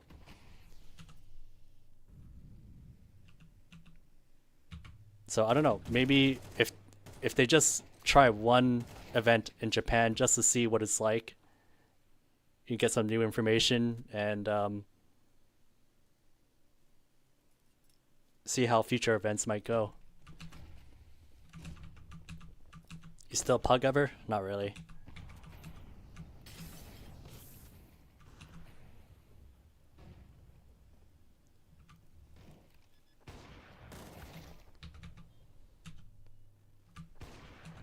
Oh my god.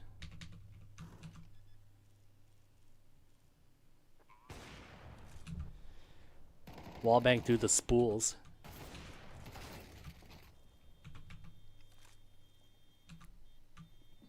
Alright, so I got a question for you guys. How often do you guys actually watch demos on your own? I'm just curious because, and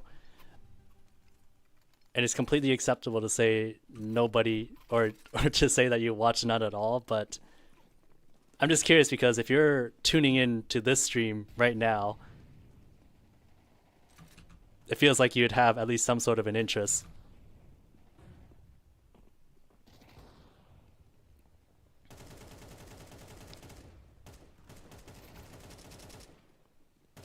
And if so, are you watching pro matches, or are you watching yourself, or are you watching, like, what are your habits like, basically? I'm curious. And do you actually watch in game, or do you go on YouTube and watch, like, Lim CS POV or whatever?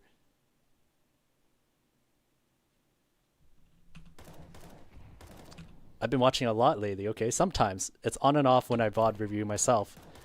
Once a week when we had a league match. Other than that, only if I have a teammate with me to watch them. Oh, okay.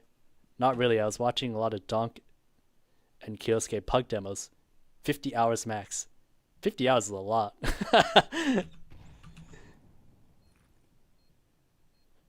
I watch your content as a casual. I mainly only watch Valorant. Interesting. Okay. What brings you to my content exactly if you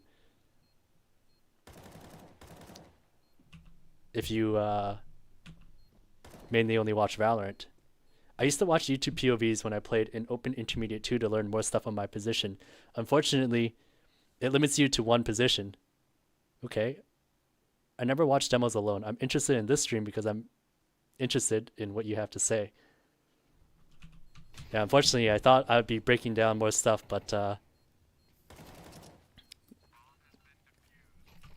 a lot of chatting going on, which I'm happy to do, by the way. I watch most of my own demos, pro games, and some pros pugging, all in-game. Yeah, so I think what's interesting is, though, is a lot of pros as well they just go on YouTube to watch the POVs. I think it's not that common, from what I know, for them to actually load into the game unless you're an IGL or something.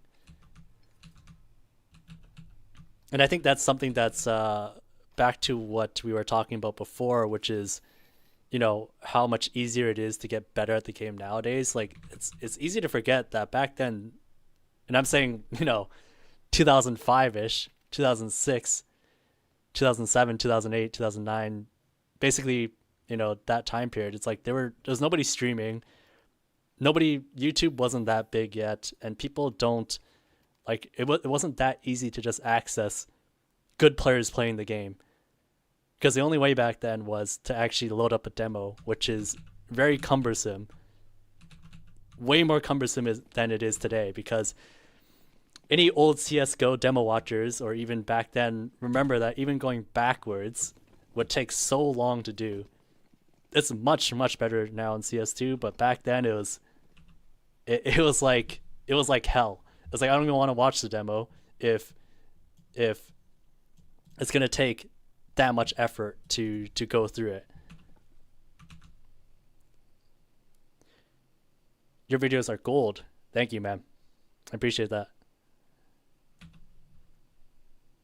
Been learning IGLing for my team. Right now, just been watching tier 2 teams to understand broader macro. I'm not too focused on the micro, so 2D demos make it much quicker to absorb. That's true. That's true. If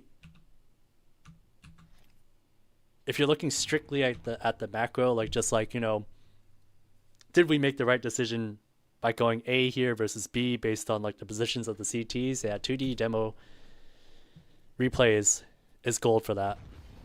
I completely agree.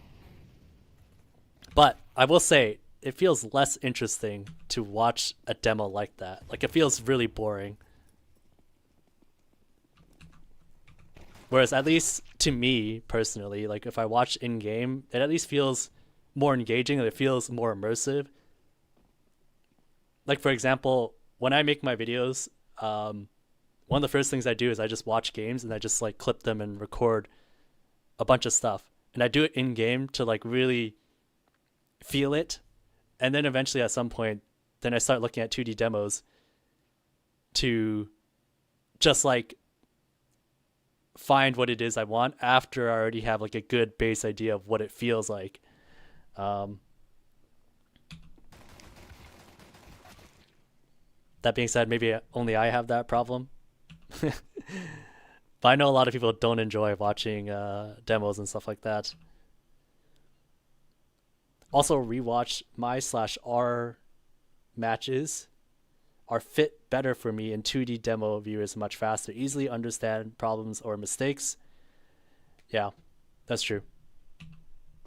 I think there is something to be said about like if you play a game and then you want to just quickly see what happened, 2D demo viewers are much faster, way less cumbersome than having to download the demo, put it in the right folder, go into game, and then load the demo. So yeah, completely different. I still do for Faceit matches when I have a really bad game, but not really worth the time for random Faceit hub games. Even if you're watching a single POV, I feel like it translates better if you watch it in game. Yeah, it really depends on what your goals are, right? I feel like if you're trying to learn or understand how to play the game better as an individual player, I do feel like watching in game is better. Like it just kind of puts you in a more immersive state, as I said earlier. Whereas if you're, this is so niche, but I'm going to say it because it applies to me.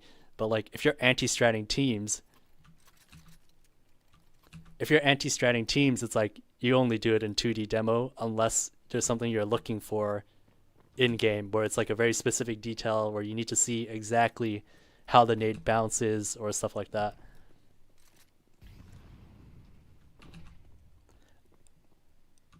Yeah, I remember it would reload the entire demo every time you went backwards. Yeah, I remember that.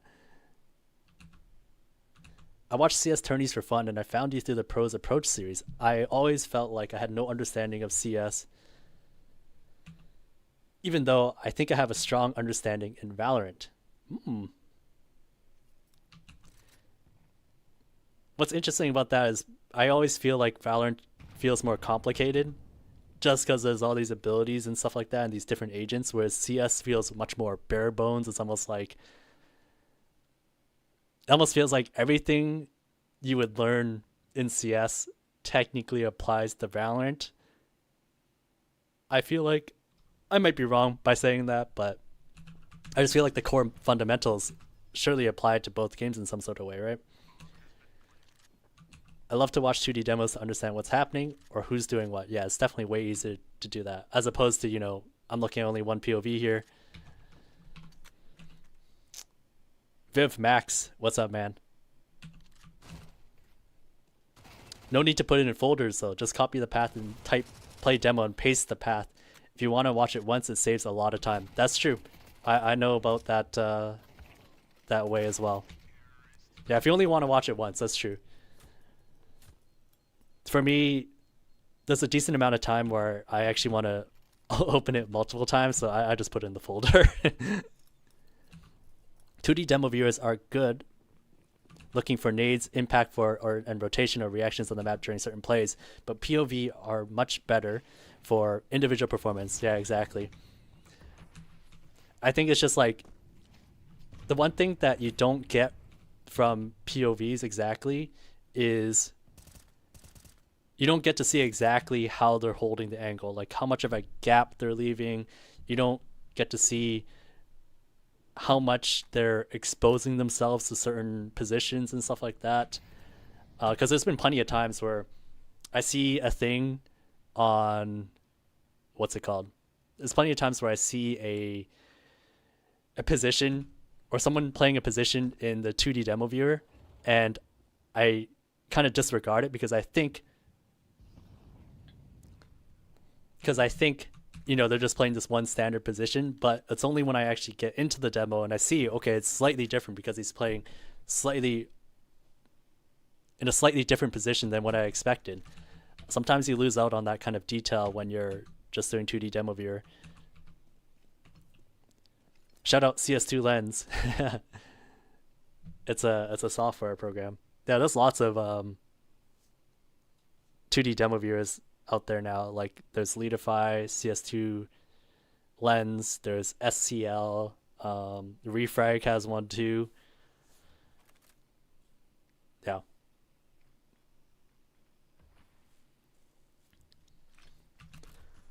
Scope GG, yeah, that's right. Yeah, there's lots of places to find 2D demo viewers.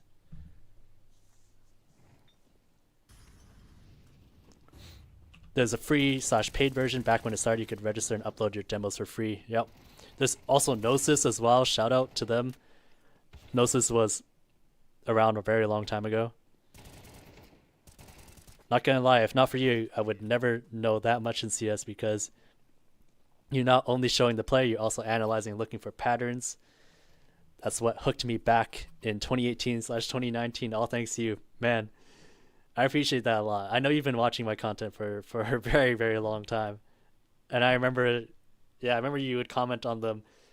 Even for those videos. Those videos are so old now, and when I look back at them, I'm just like, we've gone a long way. So yeah, I appreciate that, man.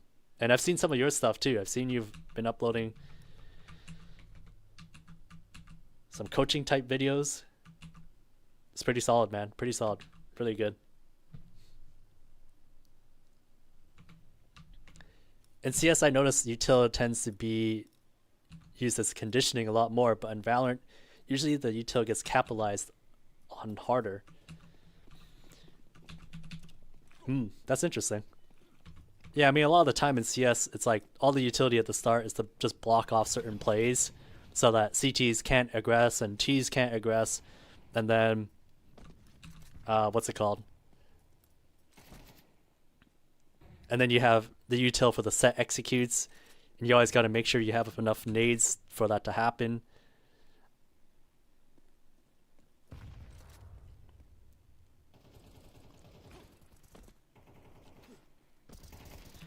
Back in my days, there was only hack 2D radars for CSS.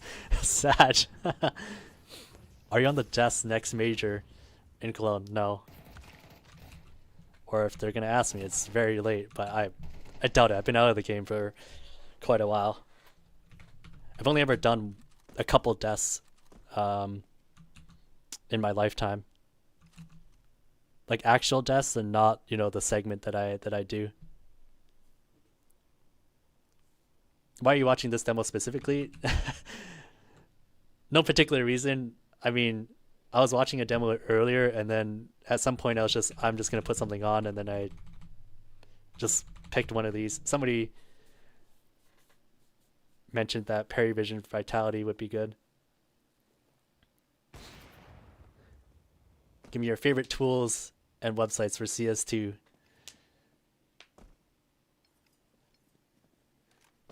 Yeah, I think everything I said earlier are good options. Refrag, Leadify, SCL, Scope. Just find the one that works for you.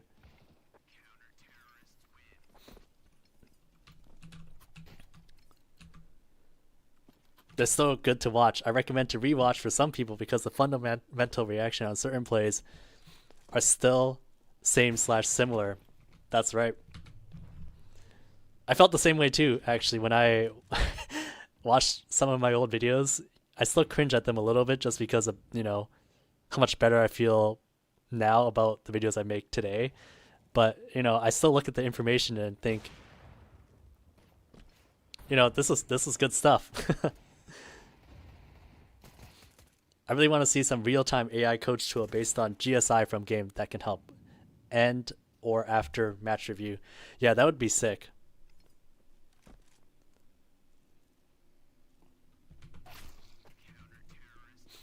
I don't know how it would look like exactly, but it would be cool to see like some sort of real-time stuff in CS, stuff that you can't normally see through the game. I've seen your comments on the videos. Thanks. I appreciate it, and even proud that you recognize it. Yeah, man. Of course. I saw on GitHub, but not quite complete. Perivision are a lot of fun to watch at the moment.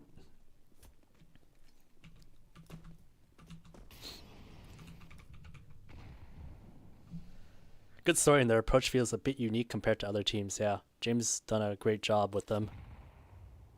Not only 2D tools. I was more so talking about stuff like positions database from Nero. Oh, okay. Now I'm trying to think what else there is.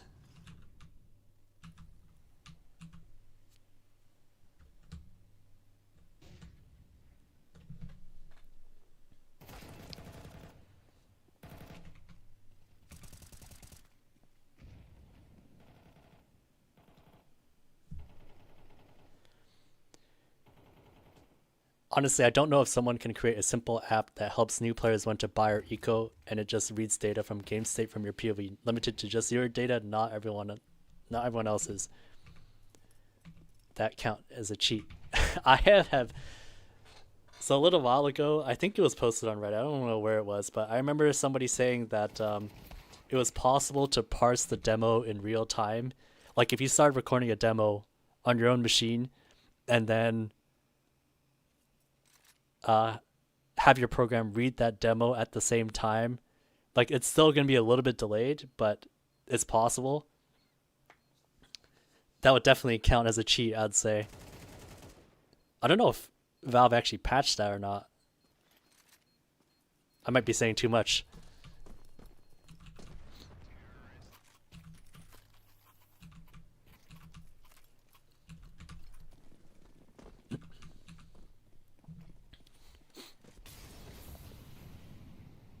Furia smoke.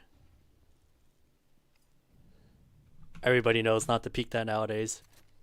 As soon as you hear the smoke popping, you don't peek that right side. Yeah.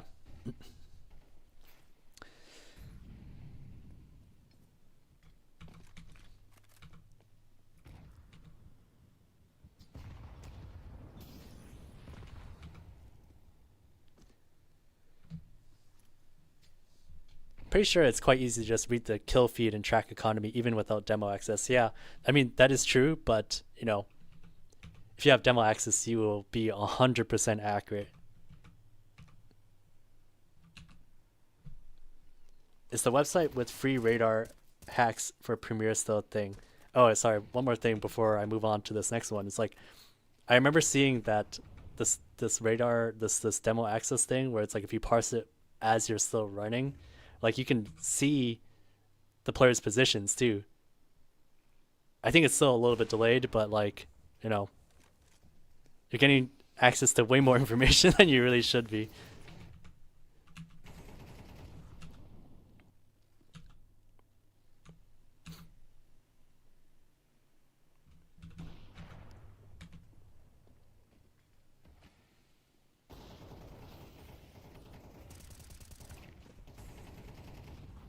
Always a dicey position playing top first orange, especially since some of the flashes can still hit you, like the one CT. Of course, when you play here, you're looking downwards from the typical god flash that pops above, but there's still flashes that can still hit you.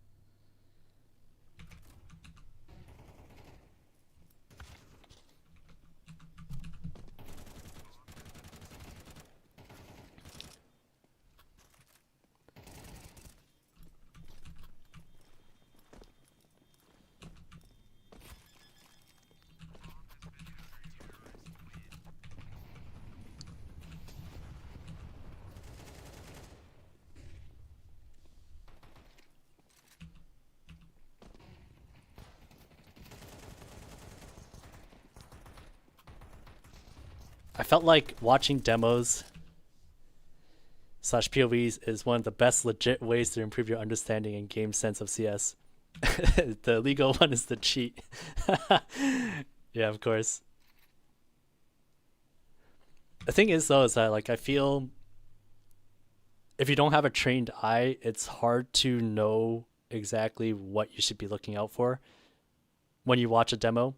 Because like I've had times before where people have asked me, you know, like, "Hey, I'm watching this demo, but I feel like I don't really know what to look out for, or I don't really know what to like. It doesn't feel like it feels like I know everything." I've even heard that before too.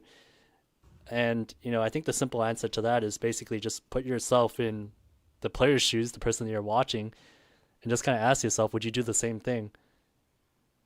And that's kind of what it comes down to. It's like, would you do the same thing? Because if you would, then you know, for every single situation, then maybe you really don't have anything to learn. But chances are you're in a spot where they're likely making very different decisions than what you would do.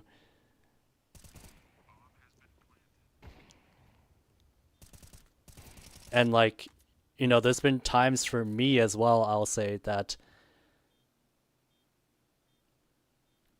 there's been times for me as well that you know, I watch a certain play and I think it's simpler than it is, but then as soon as I actually dive into the demo, test the angle out, and see exactly what it is the person was trying to do, then it unlocks something in me where I'm just like, okay, that was a intentional move. It was done for XYZ circumstance or reasoning, and like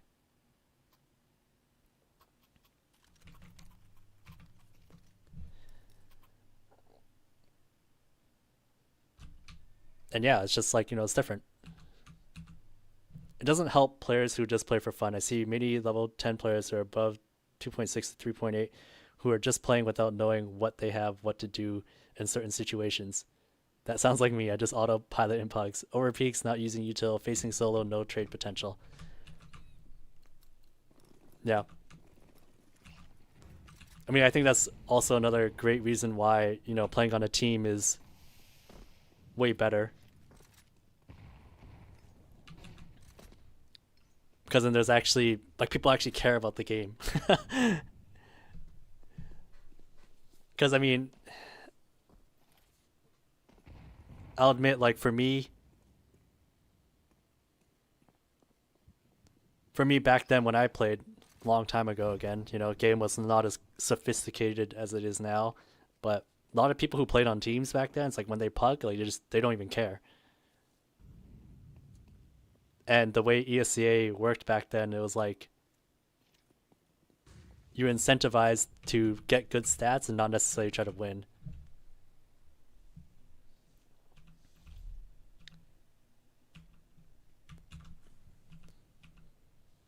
In Hungary, we have many of them. They laugh and have fun, but throwing is so hard and not learning proper CS. Well, I notice rotations, grenades, setups, team reactions when I watch demos. I think about watching pro demos like reverse engineering, trying to figure out why they make decisions and how everything fits together. Yeah, I think that's the right way to watch them, really. Like, and I think a lot of people don't realize that exactly. But I will say, it's like, if you have limited time to spend on CS, a lot of people are not willing to just watch a demo instead of play. Because watching a demo is it's honestly kind of boring until you know how to get it to work for you.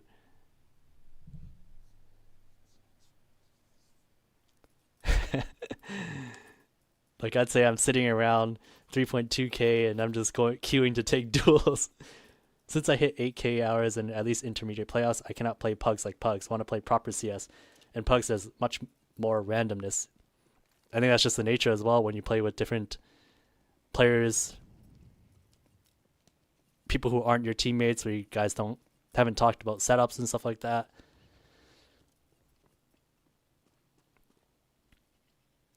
W Mahone, what's up, man? Are you a T or CT?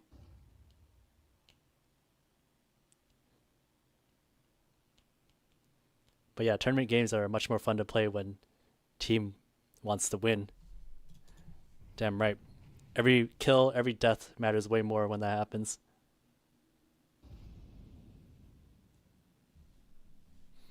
Jiggling with the smoke at Moto.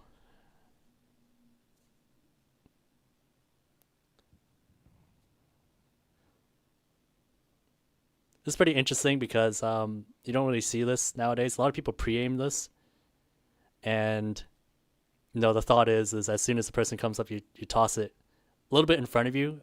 I'm assuming that's not blocking your vision to arch, but in front of that instead.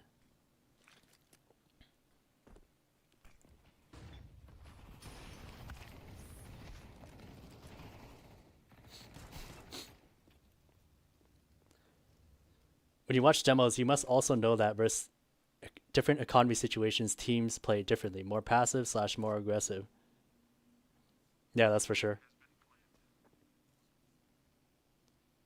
Yeah, I feel like as well, it's that's something that's sometimes easy to miss because you're keeping track of your team's like economy much more when you're actually playing, because you're engaged, like you're thinking about what the other team can have. But when you watch a demo, it's sometimes easy to forget that context. And it's not until you watch a play happen and unfold and then you look at the top and see, oh wait, it's because they're on eco kind of deal. So yeah, that's definitely true. Glad I caught a stream. You're the GOAT, Mahone. Long time viewer. Appreciate that, man. Thank you. Thanks for tuning in. I'm glad in CSS we only had 5on5.css and had to play teams against teams always. Need to gather 5-man always. Yep. That was honestly annoying, but it was always fun. You always knew that you're getting a quality game in general. Of course, not every time. My team is like 0-25 in our league. Feels bad. What kind of league is that? When you play Pugs, you train your individual skill. When you play ESA, you train Team CS and macro. I can agree with that. I can agree with that a lot. I'd say when I played, again, I'm gonna preface this again that it's a long time ago for me. I I didn't pug nearly as much as I think I should have. I was always just like scrim only. At the same time, though, it's like I was always kind of busy with school or work in some sort of way, so it wasn't like I had a ton of free time to just do that. Who do you think is the most underrated player in CS right now? I'd say Caserado or Mezzi, even though people are starting to realize both are insane. Yeah, I mentioned this earlier. I think Mezzi's really underrated. At least when I watch his POV for videos I'm looking to make in the future, I'm just like, he does so many things well. Like he positions himself perfectly. He knows the timings of when to dodge flashes and when to peek and when to be aggressive. It's really hard to, I guess, point out very specific examples right now. So I'm only saying these in broad strokes, but I feel like he doesn't get as much credit as he should be. But where do you draw a line when you start playing ESA games and stop to play face and not to get into bad habits? I don't know.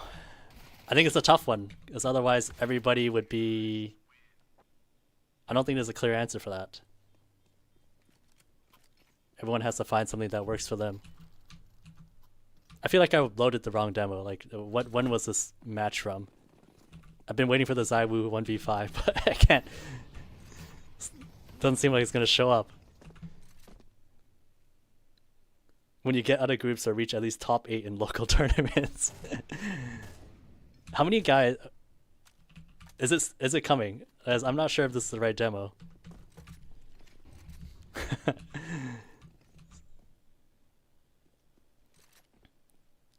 Collegiate League. Average team in it is like 15 to 20k Premier, while I'm on 5 stack of the best 4k Premier players ever. We've only won one map and played for fun at this point.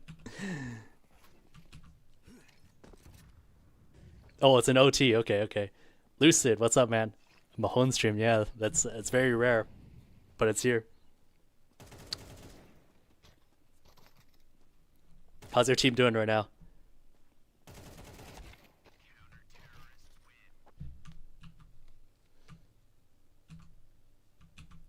First round of overtime. Okay, so it's coming up. I think it's cool. Mezzi went from a meh fanatic to vitality. Also, I think ZywOo might be a little underrated. We're in the America's scrap heap for the last spot at the major. What events are you going to? Which ones are remaining for you to have a shot? I'm not super in tune with VRS, so like you're gonna have to spell it out for me.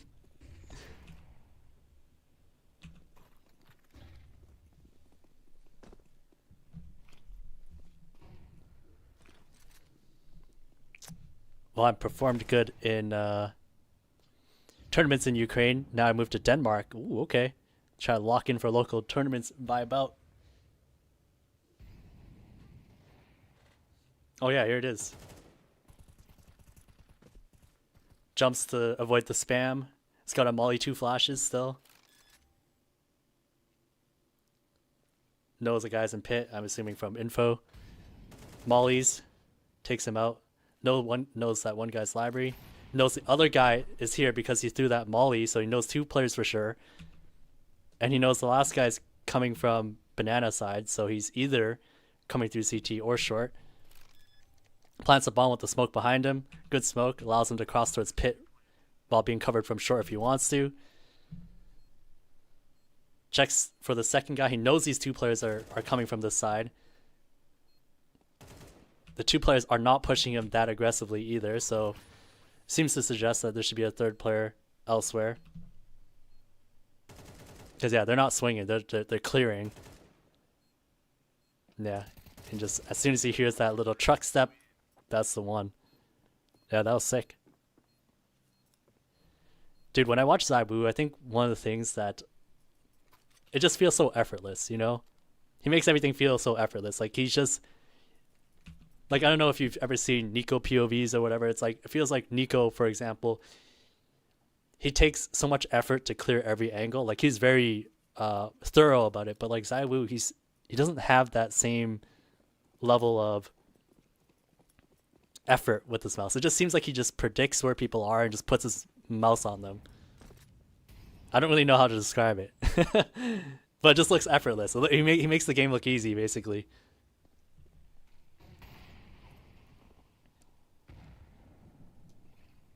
Two tournaments with like 8 to 9 teams, all 20 points apart. God damn. Is one of those like a Philadelphia or what tournaments are they? Oh wait, I think you said it later. In Rio and then Circuit X in Sao Paulo, 2 events versus the BR teams. Okay. When are you flying out? Used to play with Coolio, foot coach, when we had about 900 hours and reached 7 to 8 on local land. Then 5th to 6th, and that was the time when I felt like I have lack of experience.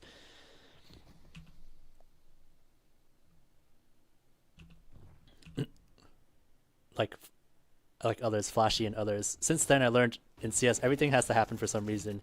If you play less random, you'll probably win more. That's true. If you have some kind of structure to your play, there's at least reasons for why you win and lose, basically. Clutches are all about how to isolate duels, yeah. That's the big thing. Like in clutches, you just have to find the gaps and isolate the duels because there's no other way to win it unless the other team just makes huge mistakes with their aim and clearing. Not only does it look effortless, it seems to be made out that the game really just does come naturally to him. Yeah, I think that's another good way of putting it. Like it looks natural. It looks natural to him. I almost I almost feel like, you know, you'd want to dissect when he dies and figure out why he dies. Like, why does he die? Like in what circumstances does that happen?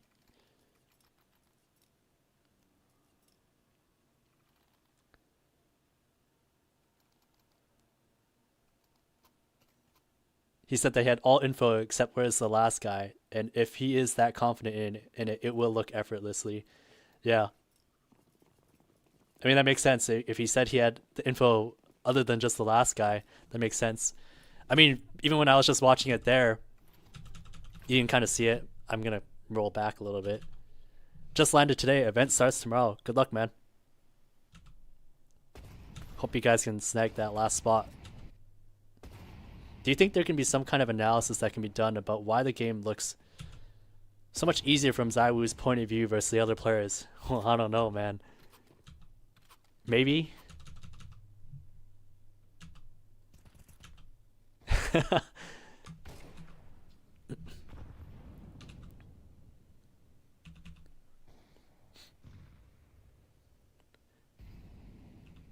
I'll watch this again. Okay, so James takes him out.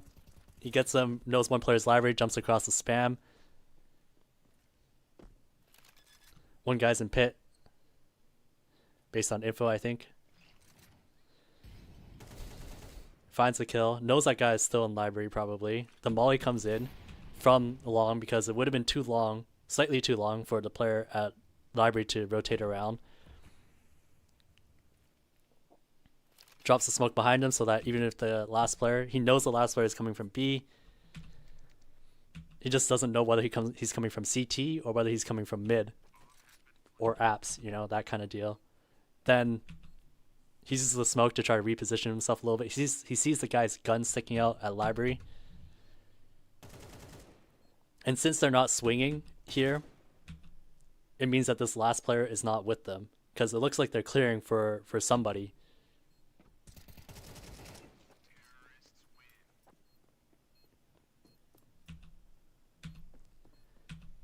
And then once he hears, then he gets him. I'm convinced you are the best CS content creator. How are you only at 20k subs? Thank you so much, first of all. I will say this is not my only channel. My first I do have another channel from before, which I started back in like 2019. I had some of my oldest videos there and have some documentary videos there that I plan to make more of someday. So that's kind of why I'm not uploading on that channel right now. But I appreciate that, man. What did Perry Vision lack in your opinion? Why'd they lose? I haven't watched the full game, so I don't know. I don't have a good response for you. Do you think ZywOo watches demos? It kind of gives you an impression he doesn't. I don't know.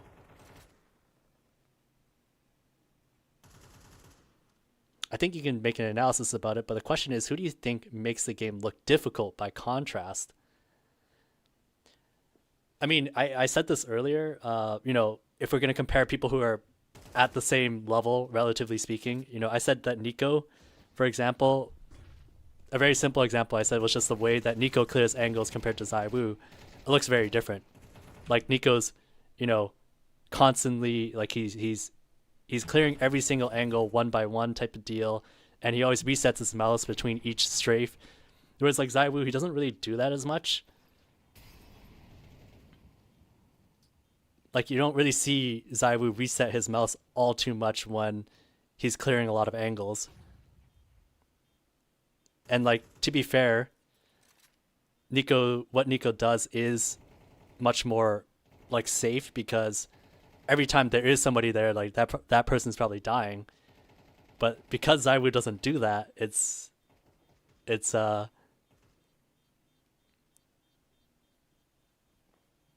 yeah.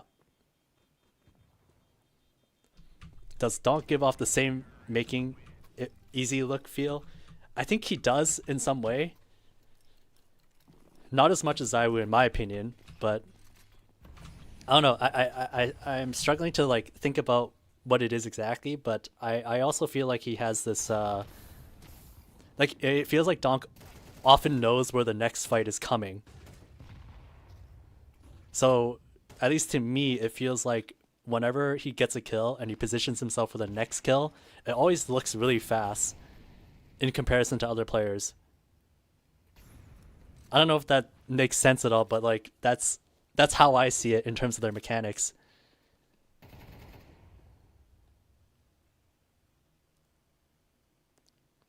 When is new map guide coming? I don't know. Sometime soon. I don't get it. I watch multiple demos per day. I grind countless basic games, and I'm still only level 7. Meanwhile, ZywOo warms up for CS by eating fresh baguette and playing some iPhone game.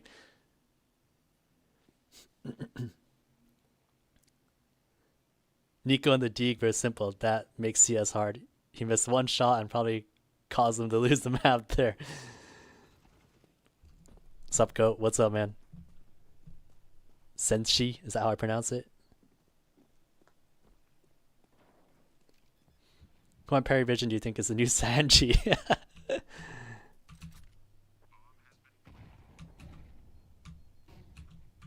I don't know. I'd recommend watching not pro games. Try to watch legit Smurfs playing how they rank up from Elo. That's true,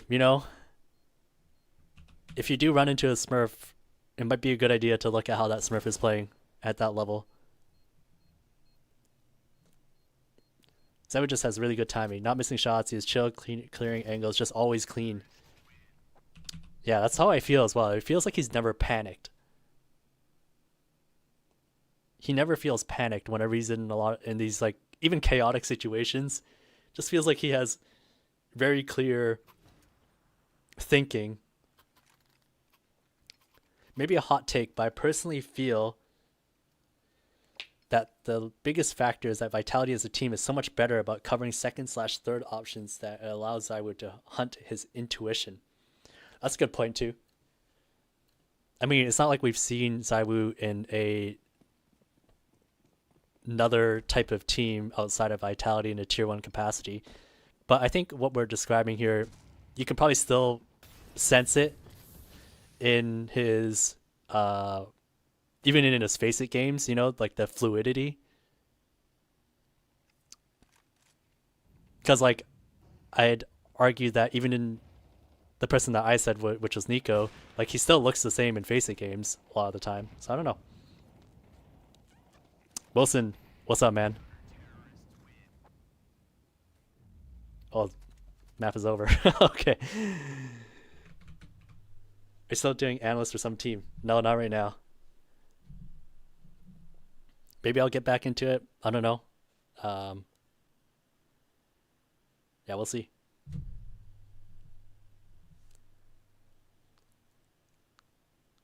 You see how CTs are dealing with that T lurk smoke on B site ancient, super annoying to play against. Yeah, man. You're talking about the one that I put in my most recent video, right? I've seen um I've seen that okay, I'm probably gonna end it soon, so I'm just gonna but I was gonna say that I've seen teams deal with that by blowing open the smoke with an HE. I've seen that teams flash through it. I've seen teams counter with their own smoke and then try to play in front of it, type of thing. So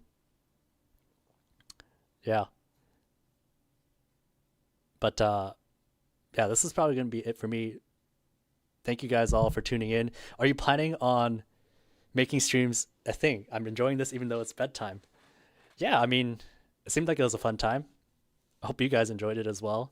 For me, like I was just, let's just turn it on. I haven't streamed in a very long time, probably since like 4 years ago. First time on YouTube as well. Okay, actually, I got one question for you guys before you leave. Would you rather that I streamed on Twitch or YouTube, or does it not make sense? Or does it not matter to you?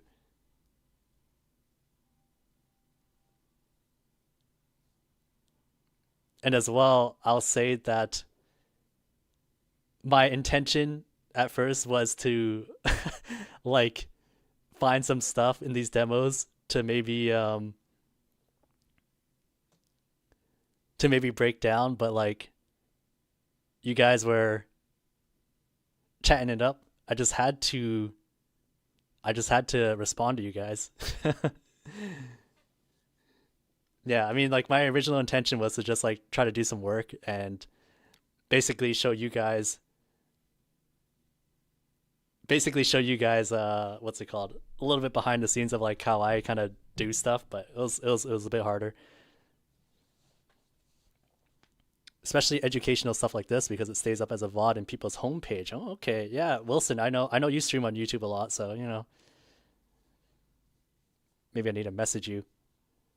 Both. Okay. Yeah, I am doing both right now, but I'm just curious like, what people would rather have. People want to pick your brain now that they have the chance to. I appreciate that, man. Okay. Yeah, that's gonna be it. Thanks guys for watching. I'll catch you guys next time, and I'll just say that the next stream will not be 4 years from now. It'll probably be sometime very soon. All right, guys, have a good one.